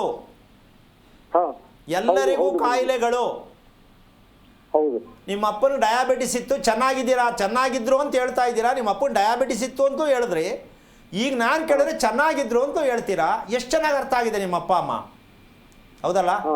ಡಯಾಬಿಟಿಸ್ ಬಂದರೆ ಮನುಷ್ಯ ಚೆನ್ನಾಗಿದ್ದಾನೆ ಅಂತ ಅರ್ಥನಾ? ಡಯಾಬಿಟಿಸು ಅಂದರೆ ಶುಗರ್ ಮತ್ತು ಕ್ಯಾನ್ಸರ್, ಇದು ಅಣ್ಣ ತಮ್ಮ ಇದ್ದಂಗೆ. ಇದನ್ನು ಬಿಟ್ಟು ಅದಿಲ್ಲ, ಅದನ್ನು ಬಿಟ್ಟಿದಿಲ್ಲ. ಇನ್ನು ಸ್ವಲ್ಪ ಹೋಗ್ತಾ ಇನ್ನೂ ಜನಕ್ಕೆ ಅರ್ಥ ಆಗತ್ತೆ. ನನ್ನ ಪ್ರಕಾರ ಇನ್ನೊಂದು 5 ವರ್ಷ ಪ್ರತಿ ಮನೆಯಲ್ಲೂ ಕ್ಯಾನ್ಸರ್ ಪೇಷಂಟ್ ರೆಡಿ ಪ್ರೆಸೆಂಟ್ ಇವತ್ತು ಇದ್ದಾರೆ, ಟೆಸ್ಟ್ ಮಾಡೋಕ್ಕೆ ಹೋದರೆ. ಆದರೆ ಸದ್ಯಕ್ಕೆ ಬೇಡ. 60% ಭಾರತ ದೇಶದಲ್ಲಿ ಕ್ಯಾನ್ಸರ್ ಪೇಷಂಟ್ ರೆಡಿ ಇದ್ದಾರೆ ಅಂತ ನಮ್ಮ ಜನಕ್ಕೆ ಇನ್ನೂ ಅರ್ಥ ಆಗಿಲ್ಲ. ಯಾಕೆ ಅಂದರೆ ಈ ಥರ ಸೋಮಾರಿತನದಲ್ಲಿ ನಮ್ಮಪ್ಪ ಬಾಳಿ ಬದುಕ್ತಾ, ಭಾರಿ ಚೆನ್ನಾಗಿ ಸತ್ತ ಅಂತಾರಲ್ಲ, ನಿಮ್ಮ ತಂದೆಯ ಒಂದು ರೀತಿಯಲ್ಲಿ ಸಾವು ಚೆನ್ನಾಗಿತ್ತಾ, ಅವ್ರ ಆರೋಗ್ಯವಾಗಿ ಬದುಕಿದ್ರ, ಈ ಕರ್ಮ ತಿಳ್ಕೊಳ್ಳದೆ ನೀವು ಯಾತಕ್ರಿ ಮದುವೆ ಮಕ್ಕಳು ಮಾಡ್ಕೋತೀರಾ? ಈ ಸತ್ಯವನ್ನು ನಿಮ್ಗೆ ಯಾರು ಹೇಳೋರು? ಜೀವನ ಬರೀ ಅವ್ರು ಸತ್ರು, ಇವ್ರು ಸತ್ರು, ಹಂಗೋದ್ರು ಹಿಂಗೋದ್ರು ಅಂದ್ಕೊಂಡೇ ಕಾಲ ಕಳೆದ್ರೆ ಬರ್ತು, ನಿಮ್ಮ ಮಕ್ಕಳನ್ನೂ ತೊಗೊಂಡೋಗಿ ಅದೇ ಲೈನಲ್ಲಿ ನಿಲ್ಲಿಸ್ತಾ ಇದ್ದೀರಾ. ಯಾವ ಪುರುಷಾರ್ಥಕ್ಕೆ ಅಪ್ಪ ಅನ್ನಿಸ್ಕೊಳ್ಳೋದಕ್ಕಾಗತ್ತೆ? ಯೋಚನೆ ಮಾಡಿ. ಮಕ್ಕಳಿಗೆ ಒಳ್ಳೇದಾಗಬೇಕು, ಮಕ್ಕಳ ಆರೋಗ್ಯ ಚೆನ್ನಾಗಿರಬೇಕು, ಆಮೇಲೆ ಮಕ್ಕಳು ಓದಬೇಕು. ಯಾವ ಪುರುಷಾರ್ಥಕ್ಕೆ ಓದಬೇಕು ಅವರು? ಯಾವ ಪುರುಷಾರ್ಥಕ್ಕೆ ಚೆನ್ನಾಗಿರಬೇಕು? ನಾವು ಮಾಡ್ತಿರೋದೆಲ್ಲ ಕರ್ಮಿಗಳು, ನಾವು ಕರ್ಮದ ಕೆಲಸ ಮಾಡ್ತಾ ಇರೋದು, ಹೌದಲ್ವಾ? ಹಾಂ, ದಯವಿಟ್ಟು ತಿಳ್ಕೊಳ್ಳಿ. ಎಲ್ಲರಿಗೂ ಶಾಸ್ತ್ರ ಕೇಳಕ್ಕೆ ಹೋಗಬೇಡಿ, ದೇವರ ಹತ್ರ ಕೂತ್ಕೊಂಡು ಅಳಬೇಡಿ. ನಮ್ಮ ಮನೆಯಲ್ಲಿರುವಂತಹ ಪ್ರತಿ ಕುಟುಂಬಸ್ಥರಿಗೂ ಸಮಸ್ಯೆ ಏನಕ್ಕೆ ಬರ್ತಾ ಇದೆ ಅಂತ ತಿಳ್ಕೊಳ್ಳೋಕೆ ಪ್ರಯತ್ನ ಮಾಡೋವರೆಗೂ ಹೀಗೆ ಅನುಭವಿಸ್ಬೇಕಾಗತ್ತೆ. ಮುಂದಕ್ಕೂ ನಿಮ್ಮ ಮಕ್ಕಳಿಗೂ ಈ ಆಸ್ತಿ ಕೊಟ್ಟು ಹೋಗಬೇಡಿ. ಈ ಆಸ್ತಿ ಈಗಲೇ ಕಟ್ ಮಾಡಿ ಸತ್ಯ ತಿಳ್ಕೊಳ್ಳಿ, ಸತ್ಯವಾಗಿ ಬದುಕಿ. ಒಳ್ಳೆಯದಾಗಲಿ, ಯೋಚನೆ ಮಾಡಬೇಡಿ, ಒಳ್ಳೆಯದಾಗಲಿ. ಓಕೆ, ಧನ್ಯವಾದಗಳು ಸರ್ ಕರೆ ಮಾಡಿದ್ದಕ್ಕಾಗಿ. ಗುರುಜಿ, ಮುಂದಿನ ವಿಚಾರದತ್ತ ಹೋಗೋದಾದರೆ, ಈಗ 54 ವರ್ಷ ಆದರೂ ಈ ಥರದವರು ಎಷ್ಟು ಕೋಟಿ ಜನ ಇರ್ಬೋದು ಯೋಚನೆ ಮಾಡಮ್ಮ, ಹೌದಲ್ಲ? ಇವತ್ತು ನಮ್ಮ ಸಂಸಾರ ಅಂತ ಹೇಳ್ತೀವಿ, ಸಂಸಾರ ದಟ್ ಸಮ್ ಅಂದರೆ ಸ್ಲಮ್ಮು. ನಾವು ಸಂಸಾರ ಅಂತಕ್ಕಂಥದ್ದು, ವಿವಾಹ ಅಂತಕ್ಕಂಥದ್ದು, ಹೆಂಡತಿ ಅಂತಕ್ಕಂಥದ್ದು, ಗಂಡ ಅಂತಕ್ಕಂಥದ್ದು, ಒಂದು ಮಗು ಅಂತಕ್ಕಂಥದ್ದು ಗುರ್ತೇ ಇಲ್ಲಮ್ಮ ನಮಗಿನ್ನು. ಇದು ಯಾರ್ದೋ ಕಾಟಾಚಾರಕ್ಕೆ ಮದುವೆ ಮಾಡ್ಕೊಂಡಂಗೆ, ಯಾರಿಗೋಸ್ಕರನೋ ಮಗು ಮಾಡ್ಕೊಂಡಂಗೆ. ಯಾಕೆಂದರೆ ಜನ ಕೇಳ್ತಾ ಇಲ್ಲ, ಯಾಕೆ ಇನ್ನೂ ಮಗು ಆಗಿಲ್ವಾ? ಅವ್ರಿಗೆ ಮಗು ಆಗದ್ರೆ ಇವ್ರಿಗೇನು ಕಷ್ಟ ಅಂತ ನನ್ನ ಪ್ರಶ್ನೆ. ಯಾಕೆ ಇನ್ನೂ ಮದುವೆ ಆಗಿಲ್ವಾ? It is craze. ಈ ಮದುವೆ ಆಗೋದಕ್ಕಿಂತ ಹೆಚ್ಚಾಗಿ, ಮಗು ಮಾಡ್ಕೊಳ್ಳೋದಕ್ಕಿಂತ ಹೆಚ್ಚಾಗಿ, ನಮ್ಮ ಬದುಕ್ತೀನಿ ಹೇಗಿದ್ದೀನಿ ಅನ್ನೋದಕ್ಕಿಂತ ಹೆಚ್ಚಾಗಿ ನಾನು ಏನು ಮಾಡಬೇಕು ಬದುಕಕ್ಕೆ ಅಂತ ತಿಳ್ಕೊಬೇಕಾ ಬೇಡಮ್ಮ? ಯಾರೇ ಆಗಲಿ, ಅವ್ರು ಎಂತಹ ದೊಡ್ಡ ವಿದ್ವತ್ತಾಗಿರಲಿ, ನಾನು ಈ ವಿಷಯ ತೊಳೆದು ಎಲ್ಲ ಸೋತಿದ್ದಾರೆ. ಎಂಥ ಘನ ಪಂಡಿತರಾಗಲಿ ಸೋತಿದ್ದಾರೆ, ಯಾವುದೇ ಸೈನ್ಸ್ ಆಗಲಿ ಸೋತಿದ್ದಾರೆ, ಪ್ರಪಂಚದ ಇತಿಹಾಸದಲ್ಲಿ ಎಲ್ಲರಲ್ಲೂ ಸೋತಿದ್ದಾರೆ. ಹಣ ಮಾಡೋದನ್ನು ಬಿಟ್ಟರೆ ಅದಕ್ಕೊಂದು ಗಾದೆ ಇದೆ. ಲಕ್ಷ್ಮಿ ಯಾವುದ್ರ ಮೇಲೆ ಕೂತ್ಕೋತಾಳೆ ಅಂದರೆ ಯಾವ್ದು ಹೇಳ್ಬೋದಮ್ಮ? ಲಕ್ಷ್ಮಿ ಕೂತಿರುವ ಸ್ಥಳ ಯಾವುದು ಅಂದರೆ ತಾವರೆ ಮೇಲೆ. ಹೌದಾ? ಹೌದು. ಸರಸ್ವತಿ ಕೂತಿರೋದು ಯಾವುದ್ರ ಮೇಲೆ? ದಿಣ್ಣೆ ಮೇಲೆ, ಕಲ್ಲಿನ ದಿಣ್ಣೆ ಮೇಲೆ ಕೂತಿರ್ತಕ್ಕಂಥದ್ದು. ಈಗ ಲಕ್ಷ್ಮಿ ಬೇಕಾ ಸರಸ್ವತಿ ಬೇಕಾ ಅಂದರೆ ಯಾವ್ದು ಹೇಳ್ತೀಯಮ್ಮ ನೀನು? ನಿನಗೆ ಲಕ್ಷ್ಮಿ ಬೇಕಾ ಸರಸ್ವತಿ ಬೇಕಾ ಅಂದರೆ ನೀನು ಕೇಳೋದು ಯಾವುದು? ಎಲ್ಲರೂ ಕೇಳೋದು ಲಕ್ಷ್ಮಿನೇ. ದುಡ್ಡಿದ್ರೆ ಎಲ್ಲ ಸಿಗುತ್ತೆ ಅಂತ. ದುಡ್ಡನ್ನ ಕದ್ಕೊಂಡು ಹೋಗ್ತಾರೆ, ಹೌದಾ? ಸರಸ್ವತಿನ ಯಾರು ಕದಿಯಕ್ಕಾಗಲ್ಲ, ನಿನ್ನಲ್ಲಿರುವಂಥ ಬುದ್ಧಿಯನ್ನು ಯಾರು ಕದಿಯಕ್ಕಾಗಲ್ಲ. ಈಗ ನಮ್ಮ ಜನಕ್ಕೆ ಲಕ್ಷ್ಮಿ ಬೇಕು, ಸರಸ್ವತಿ ಬೇಡ. ಮಕ್ಕಳಿಗೂ ಅದನ್ನೇ ಹೇಳ್ಕೊಡ್ತಾರೆ, ತಂದೆ ತಾಯಿ ಮಕ್ಕಳಿಗೂ ಅದನ್ನೇ ಹೇಳ್ಕೊಡ್ತಾರೆ, ಲಕ್ಷ್ಮೀ ಪೂಜೆ ಮಾಡು. ಅದಕ್ಕೆ ಇವರು ಶುಕ್ರವಾರ ಲಕ್ಷ್ಮೀ ಪೂಜೆ ಮಾಡೋದು, ದುಡ್ಡು ಬರಲಿ ಅಂತ. ಇದಕ್ಕೆ ಮೋಸದಲ್ಲಿ ದುಡ್ಡು ಬರುತ್ತೆ, ಸುಳ್ಳು ಹೇಳೋದ್ರಿಂದ ದುಡ್ಡು ಬರುತ್ತೆ, ತಲೆ ಹೊಡೆಯೋದ್ರಿಂದ ದುಡ್ಡು ಬರುತ್ತೆ. ದುಡ್ಡು ಅಂತಕ್ಕಂಥದ್ದು ನ್ಯಾಯದ ಹಾದಿಯಲ್ಲಿ ಬರಲ್ಲ, ಬಂದಿಲ್ಲ, ಬರೋದು ಇಲ್ಲ. ನಾವು ಯಾರು ಹಿಡಿಬೇಕಿತ್ತು? ಸರಸ್ವತಿಯನ್ನು ಹಿಡಿಯಬೇಕು. ಸರಸ್ವತಿ ಹಿಡಿದಾಗ ಗಟ್ಟಿಯ ಬಂಡೆಯಂತೆ ಹಣ ಮಾಡೋಕ್ಕೆ ಕೊಡಲ್ಲ, ಅವರು ಬುದ್ಧಿಯನ್ನು ಕಲಿಸ್ತಾರೆ. ಒಳ್ಳೆಯ ಬುದ್ಧಿಯಿಂದ ಒಳ್ಳೆಯ ಭಾವನೆ ಬರುತ್ತೆ, ಒಳ್ಳೆಯ ಭಾವನೆಯಿಂದ ಅಗರ್ಭ ಶ್ರೀಮಂತನಾಗ್ತಾನವನು. ಯಾವ ಸರಿ?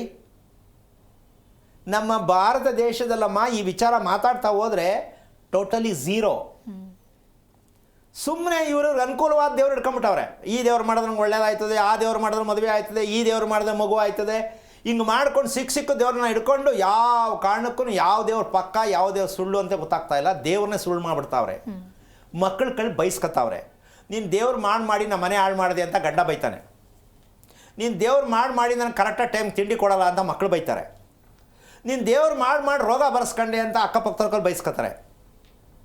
ಯಾಕೆಂದರೆ ದೇವರು ಅನ್ನೋದು ನಮ್ಮ ಮನೆ ಸ್ವತ್ತಲ್ಲ, ಅದು ನಮ್ಮನ್ನು ಕಾಯ್ತಕ್ಕಂಥ ಸೆಕ್ಯೂರಿಟಿ ಅಲ್ಲ ದೇವರು ಅನ್ನೋದು. ಈ ಸತ್ಯ ನಮ್ಮ ಭಾರತೀಯರು ಯಾವಾಗ ಅರ್ಥ ಮಾಡ್ಕೋತಾರೆ ಗೊತ್ತಿಲ್ಲ. ಯಾವತ್ತೋ ವರ್ಷಕ್ಕೊಂದಿನ ಕುಂತ್ಕೊಂಡ್ಬಿಟ್ಟು ಪೂಜೆ ಮಾಡಿಬಿಟ್ಟು ದೇವ್ರು ಕೂರಿಸ್ತೀನಿ, ನಾನು ಯುಗಾದಿ ಹಬ್ಬ ಮಾಡ್ತೀನಿ, ಸಂಕ್ರಾಂತಿ ಹಬ್ಬ ಮಾಡ್ತೀನಿ, ಮಾಡಿದ್ದು ಏನೂ ಓಪನ್ ಆಗಿಲ್ಲ. ಹಾಗಂತ ಹಬ್ಬ ಮಾಡಬಾರ್ದ? ಮಾಡಿ ಹಬ್ಬದ ಸತ್ಯವನ್ನು ತಿಳಿಯಿರಿ. ನೀವು ಹುಟ್ಟಿರೋ ಸತ್ಯನೇ ತಿಳ್ಕೊಂಡಿಲ್ಲ, ಮನುಷ್ಯ ಸಾಯೋ ಸತ್ಯ ತಿಳ್ಕೊಂಡಿಲ್ಲ, ಇನ್ನು ಹಬ್ಬದ ಸತ್ಯ ನಿಮ್ಗೆ ಯಾರು ಹೇಳೋರು? ಅದಕ್ಕೆ ಕಾಯ್ಕೊಂಡಿರ್ತಾರೆ ಮಾರ್ಕೆಟಿಂಗ್ ಗುರುಗಳು. ಬಲಭಾಗಕ್ಕೆ ಈ ಕಡೆ ನೈವೇದ್ಯ ಇಡಿ, ರೇಷ್ಮೆ ಸೀರೆ ಕೆಂಪು ದುಡಿಸಿ, ಈ ಮಾರ್ಕೆಟಿಂಗ್ ಗುರುಗಳ ಮಾತು ಕೇಳ್ಕೊಂಡು ಇನ್ನೊಂದು ಸಾಲ ಮಾಡ್ಕೊಂಡು ಪೂಜೆ ಮಾಡಿ ದೇವ್ರಿಗೆ ಬೈದ್ಬಿಡ್ತೀರ. ನಿಮಗೆ ದೇವ್ರು ನಂಗೆ ಸೀರೆ ಉಡಿಸು ಅಂತ ಹೇಳೇ ಇಲ್ವಲ್ಲ. ಈ ಮಾತು ಯಾಕೆ ಹೇಳ್ತೀನಿ ನಿಮ್ಗೆ ಅರ್ಥ ಆಗಲಿ ಅಂತ. ಉಡಿಸಿ ಕಣ್ಣಿಗೆ ಆನಂದವಾಗಿ ನೋಡಿ, ದೇವ್ರು ನೋಡುವ ತಪ್ಪು ಅಂತ ನಾನು ಹೇಳ್ತಿಲ್ಲ. ನೀವೆಲ್ಲಿದ್ದೀರ ನೋಡ್ಕೊಳ್ಳಿ ಫಸ್ಟು. ನಾನು ನೆಮ್ಮದಿಯಾಗಿ ಆರೋಗ್ಯವಾಗಿದ್ದೀನಾ ಮಾಡಿ. ನಿಮ್ಮ ದೇಹನೇ ಕೂತ್ಕೊಳ್ಳೋಕ್ಕಾಗಲ್ಲ, 28 ಹಿಂಸೆ. ನೀವು ದೇವ್ರ ಮುಂದೆ ಕೂತ್ಕೊಂಡು ಎಲ್ಲ ಮಾಡ್ಬಿಟ್ಟು ತಡ್ಕೊಳಕ್ಕಾಗದೆ ನಿಮ್ಮ ದೇಹದಲ್ಲಾಗೋ ನೋವು, ನಿಮ್ಮ ಮನಸ್ಸಲ್ಲಾಗೋ ನೋವು, ನಿಮ್ಮ ತಲೆಯಲ್ಲಿರುವಂಥ ನೋವು, ನಿಮ್ಮ ಕುಟುಂಬದಲ್ಲಿರುವಂಥ ನೋವು, ಆ ನೋವೆಲ್ಲ ನೆನೆಸ್ಕೊಂಡು ಕಣ್ಣೀರು ಹಾಕ್ಬಿಟ್ಟು ದೇವರಿಗೆ ನೀವು ಪೂಜೆ ಮಾಡಿ ಮೇಲಕ್ಕೆ ಎದ್ದರೆ ನಿಮಗೆ ಶಾಪ ಕೊಡುತ್ತೆ ಭಗವಂತ ಯಾವುದನ್ನು ಇಟ್ಕೊಳ್ಳದೆ ನೇರವಾಗಿ ನನ್ನನ್ನು ಜ್ಞಾನದಲ್ಲಿ ಇಟ್ಕೋ, ಜ್ಞಾನಾರ್ಜನೆಗೆ ಇಟ್ಕೋ ಅಂತ ಹೇಳಿರೋದು. ನನ್ನ ಪೂಜೆ ಮಾಡು, ಬೀಸೆಣ್ಣೆ ತಗೊಂಡು ಬೀಸು ಅಂತ ಹೇಳಿಲ್ಲ. ನಮ್ಮಲ್ಲಿ ಭಗವಂತನ ನಾವು ಸ್ಮರಣೆ ಮಾಡಬೇಕು. ನಮ್ಮ ದೇಹದಲ್ಲಿ ನಾವು ಕೂರಿಸ್ಕೊಂಡಿದ್ದೀವಲ್ಲ, ನಮಗೆ ಗೊತ್ತಿಲ್ಲದೆ ಅದನ್ನು ಎಚ್ಚರಿಕೆ ಮಾಡಬೇಕು. ಹಾಗಾಗಿ ನಾನು ಅತಿ ಮುಖ್ಯವಾಗಿ ತಿಳ್ಕೊಳ್ಬೇಕಾದಂಥ ವಿಚಾರ ಏನಪ್ಪ ಅಂತಂದರೆ, ಇವತ್ತು ಕಾರ್ಯಕ್ರಮದಲ್ಲಿ ಇನ್ನೊಮ್ಮೆ ಹೇಳ್ತೀನಿ, ಕರೆ ಮಾಡ್ತಕ್ಕಂಥವ್ರು, ಪ್ರತಿದಿನ ಕರೆ ಮಾಡ್ತಕ್ಕಂಥವ್ರು ಪ್ರತಿಯೊಬ್ಬರು ತಿಳ್ಕೊಬೇಕಾದದ್ದು, ಸುಮ್ಮನೆ ಏನೋ ಕೇಳಬೇಕಲ್ಲ, ಏನೋ ಚೆನ್ನಾಗಿ ಹೇಳ್ತಾವ್ರೆ, ಚೆನ್ನಾಗಿ ಕಾರ್ಯಕ್ರಮ ಐತೆ ಅಂತ ಹೇಳ್ತಕ್ಕಂಥದ್ದು ಮುಖ್ಯ ಅಲ್ಲ. ನಮಗೆ ಎಷ್ಟು ಅರ್ಥ ಆಗಿದೆ, ನನಗೆ ವಯಸ್ಸೆಷ್ಟಾಗಿದೆ, ತಂದೆ ಯಾವುದೋ ಯೋಚನೆ ಮಾಡಬೇಕು. ಮನೇಲಿರೋ ಹೆಂಡತಿ ನನಗೆ ಎಷ್ಟು ವರ್ಷ ಆಯಿತು ಮದುವೆಯಾಗಿ, ಮಕ್ಕಳ ಯೋಚನೆ ಮಾಡಬೇಕು. ನಾನು ಹುಟ್ಟಿ ಕುಟುಂಬದಲ್ಲಿ ಏನು ಚೆನ್ನಾಗಿದ್ದೀನಿ, ಇದೆಲ್ಲ ಎಲ್ಲಿ ತಿಳ್ಕೋಬೇಕು ಅಂದರೆ ನಿಮ್ಮ ಹುಟ್ಟಿದ ಇತಿಹಾಸ ಯಾವುದು? ವಾರ, ತಿಥಿ, ನಕ್ಷತ್ರ, ಕರ್ಣ. ಈ 5 ಪಂಚಾಂಗದಲ್ಲಿರುವಂಥ 5 ಅಂಗಗಳನ್ನು ನೀವು ತಿಳ್ಕೊಳ್ಳೋಕ್ಕೆ ಪ್ರಯತ್ನ ಮಾಡೋದೇ ಆದರೆ ಕರೆ ಮಾಡೋದಕ್ಕೆ ಸಾರ್ಥಕ ಆಗುತ್ತೆ. ನನಗೆ 2000 3000 ಕರೆ ಮಾಡೋದು ಮುಖ್ಯ ಅಲ್ಲ. ನೀವೆಷ್ಟು ಜನ ಒಳ್ಳೇದಾಗ್ತೀರಾ, ಎಷ್ಟು ಜನ ಒಳ್ಳೇದು ಮಾಡ್ಕೋತೀರಾ ಅನ್ನೋದು ಮುಖ್ಯ. ಪ್ರತಿಯೊಬ್ಬರು ಅರ್ಥ ಮಾಡ್ಕೊಳ್ಳಿ. ಸುಮ್ಮನೆ ಕಾಟಾಚಾರಕ್ಕೆ ಕರೆ ಮಾಡಿ ಸಮಯ ವ್ಯರ್ಥ ಮಾಡ್ಕೋಬೇಡಿ, ಮನಸ್ಸನ್ನು ನಿರಾಶಾದಾಯಕವಾಗಿ ಮಾಡ್ಕೋಬೇಡಿ. ನಿಮ್ಮ ಕುಟುಂಬದ ಸತ್ಯವನ್ನು ತಿಳಿಯಲೇಬೇಕು, ನಿಮ್ಮ ಸತ್ಯವನ್ನು ತಿಳ್ಕೊಳ್ಳೇಬೇಕು ಅನ್ನೋ ಸಂಕಲ್ಪವನ್ನು ಮೊದಲು ಗಂಡ ಹೆಂಡತಿ ಕೂತ್ಕೊಂಡು ಸಂಕಲ್ಪ ಮಾಡ್ಕೊಳ್ಳಿ. ಇಲ್ಲ, ನಾವು ಗುರುಗಳ ಮುಖೇನವಾಗಿ ತಿಳ್ಕೊಂಡು ಈ ದಾರಿಯಲ್ಲಿ ಹೋಗಬೇಕು, ಈ ಸತ್ಯವನ್ನು ನೀವು ತೀರ್ಮಾನ ಮಾಡಿ ಸ್ಥಾಪನೆ ಮಾಡಿ ಒಂದು ಭಗವಂತನ ಹತ್ರ ಹೋಗಿ ನೀವು ಕೇಳ್ಕೋಬೇಕು. ಭಗವಂತ, ನಮ್ಗೆ ಗುರುಗಳು ಸಿಕ್ಕಿದ್ದಾರೆ, ಅವರ ಮಾರ್ಗದರ್ಶನವನ್ನು ನೀನು ಕಲ್ಪಿಸಪ್ಪ ಅಂಥೇಳಿ ಅಲ್ಲಿ ಕೇಳಿಕೊಂಡು ಬರುವುದಕ್ಕೆ ಪ್ರಯತ್ನ ಮಾಡ್ತಕ್ಕಂಥದ್ದು. ಅದಕ್ಕೋಸ್ಕರವಾಗಿ ನಾನು ಮೊನ್ನೆ ಕೂಡ ಹೇಳಿದೆ, ಎಲ್ಲೋ ಕೂತ್ಕೊಂಡ್ಬಿಟ್ಟು 27/4/1971 ಮಧ್ಯರಾತ್ರಿ 2 ಗಂಟೆ ಅಂತ ಹೇಳ್ಬಿಟ್ಟು ಶಾಸ್ತ್ರ ಹೇಳೋರ ಹತ್ರ ದಯವಿಟ್ಟು ಇದನ್ನು ಕೊಟ್ಟು ಶಾಪ ತಲೆ ಮೇಲೆ ಹಾಕೋತಾ ಇದ್ದೀರಾ. ಪುಕ್ಕಟೆಯಾಗಿ ಹೇಳುವತಕ್ಕಂಥ ಪ್ರತಿಯೊಬ್ಬ ವ್ಯಕ್ತಿಯು ನಿಮ್ಮ ತಲೆ ಮೇಲೆ ಶಾಪ ಇಟ್ಟಿರ್ತಾರೆ. ದುಡ್ಡು ಬಂದಿಲ್ಲ, ದುಡ್ಡು ಕೊಡಲ್ಲ, ನೀವು ಎಲ್ಲೋ ಕೂತ್ಕೊಂಡು ಕರೆ ಮಾಡ್ತೀರಾ. ಅದಕ್ಕೋಸ್ಕರ ನಿಮ್ಗಿನ್ನೂ ಅರ್ಥ ಆಗಿಲ್ಲ, ಪುಕ್ಕಟೆಯಾಗಿ ಶಾಸ್ತ್ರ ಕೇಳಬಾರ್ದು. ಅದಕ್ಕೆ ನಾವು ಶಾಸ್ತ್ರ ಹೇಳ್ತಾ ಇಲ್ಲ. ಶಾಸ್ತ್ರ ಹೇಳಿದರೆ ನಮ್ಮ ಹತ್ರ ನೀವು ಕೇಳಬೇಡಿ ಅಂತ ಹೇಳ್ತಿದ್ದೆ. ನಾವು ನಿಮ್ಮ ತಪ್ಪು ಯಾವುದು ಅಂತ ಹೇಳುವಂಥ ಏಕೈಕ ಕಾರ್ಯಕ್ರಮ ಆರೋಗ್ಯ ರಹಸ್ಯ. ನಿಮ್ಮ ತಪ್ಪನ್ನು ತಿಳಿಸಿ ನಿಮ್ಮ ತಪ್ಪಿನಿಂದ ಹೊರಗೆ ತರ್ತಕ್ಕಂಥ ಪ್ರಯತ್ನವನ್ನು ಮಾಡ್ತಾ ಇರ್ತಕ್ಕಂಥದ್ದು ಈ ಕಾರ್ಯಕ್ರಮಕ್ಕೆ. ನೀವು ಪ್ರಯತ್ನ ಮಾಡೋದಾದರೆ ಇಷ್ಟು ವಿಚಾರವನ್ನು ತಿಳ್ಕೊಂಡು ಕರೆ ಮಾಡಿ, ಸತ್ಯ ಅರ್ಥ ಆಗಲಿ, ನಾವು ಸತ್ಯವನ್ನು ತೋರಿಸ್ಕೊಡೋಣ. ನಿಮಗೆ ಎಷ್ಟರ ಮಟ್ಟಕ್ಕೆ ನೆಮ್ಮದಿಯಾಗಿ ಆರೋಗ್ಯವಾಗಿರೋದಕ್ಕೆ ಪ್ರಯತ್ನ ಮಾಡಬೇಕು ಅನ್ನೋದೇ ನಮ್ಮ ಕಾರ್ಯಕ್ರಮದ ಪೂರ್ಣವಾದ ಉದ್ದೇಶ ಆಗಿದೆ. ಪರಿಹಾರ ಕೇಳಬೇಡಿ, ಪ್ರಪಂಚದಲ್ಲಿ ಪರಿಹಾರ ಇಲ್ಲ. ಇಷ್ಟು ವಿಚಾರವನ್ನು ಹೇಳಿ ಕಾರ್ಯಕ್ರಮ ಮುಗಿಸ್ತಾ ಇದ್ದೀನಿ. ಜೈ ಶ್ರೀರಾಮ್. ಸರ್ ಗುರುಜಿ, ನಮ್ಮ ಕಾರ್ಯಕ್ರಮದಲ್ಲಿ ಸಾಕಷ್ಟು ವಿಚಾರವನ್ನು ನಮ್ಮ ವೀಕ್ಷಕರಿಗಾಗಿ ತಿಳಿಸ್ಕೊಟ್ಟಿದ್ದೀರಾ. ಧನ್ಯವಾದಗಳು ಗುರುಜಿ ಕಾರ್ಯಕ್ರಮಕ್ಕೆ ಆಗಮಿಸಿದ್ದಕ್ಕಾಗಿ. ನೋಡಿದ್ರಲ್ವ ವೀಕ್ಷಕರೇ, ಅಮಾವಾಸ್ಯೆ ಅನ್ನುವಂತಹ ಭಯದಿಂದ ಆಚೆ ಬಂದು ಅರ್ಥೈಸಿಕೊಂಡಾಗ ಮಾತ್ರ ನಮ್ಮ ಆರೋಗ್ಯ ಚೆನ್ನಾಗಿರುತ್ತೆ ಅಂತ ಹೇಳಿ ಗುರುಜಿ ಬಹಳ ಅರ್ಥಗರ್ಭಿತವಾಗಿ ತಿಳಿಸ್ಕೊಟ್ಟಿದ್ದಾರೆ. ಇದಾಗಿತ್ತು ಈ ಹೊತ್ತಿನ ವಿಶೇಷ. ನೋಡ್ತಾ ಇರಿ ಜಿ ಕನ್ನಡ ನ್ಯೂಸ್, ಸತ್ಯವೇ ಸುದ್ದಿಯ ಜೀವಾಳ. ಹೆಚ್ಚಿನ ಮಾಹಿತಿಗಾಗಿ ಸಂಪರ್ಕಿಸಿ ಶ್ರೀಮಾನ್ ಶ್ರೀ ಪುರುಷೋತ್ತಮ್ ದೇಶಿಕ್ ಗುರೂಜಿ, ಶ್ರೀ ಧರ್ಮ ಮಾರ್ಗ ಕಚೇರಿ, ನಂಬರ್ 532, ಮಲಥಳ್ಳಿ ಮುಖ್ಯ ರಸ್ತೆ, ಬೆಂಗಳೂರು 560056. ದೂರವಾಣಿ ಸಂಖ್ಯೆ 9148639933, 8618915.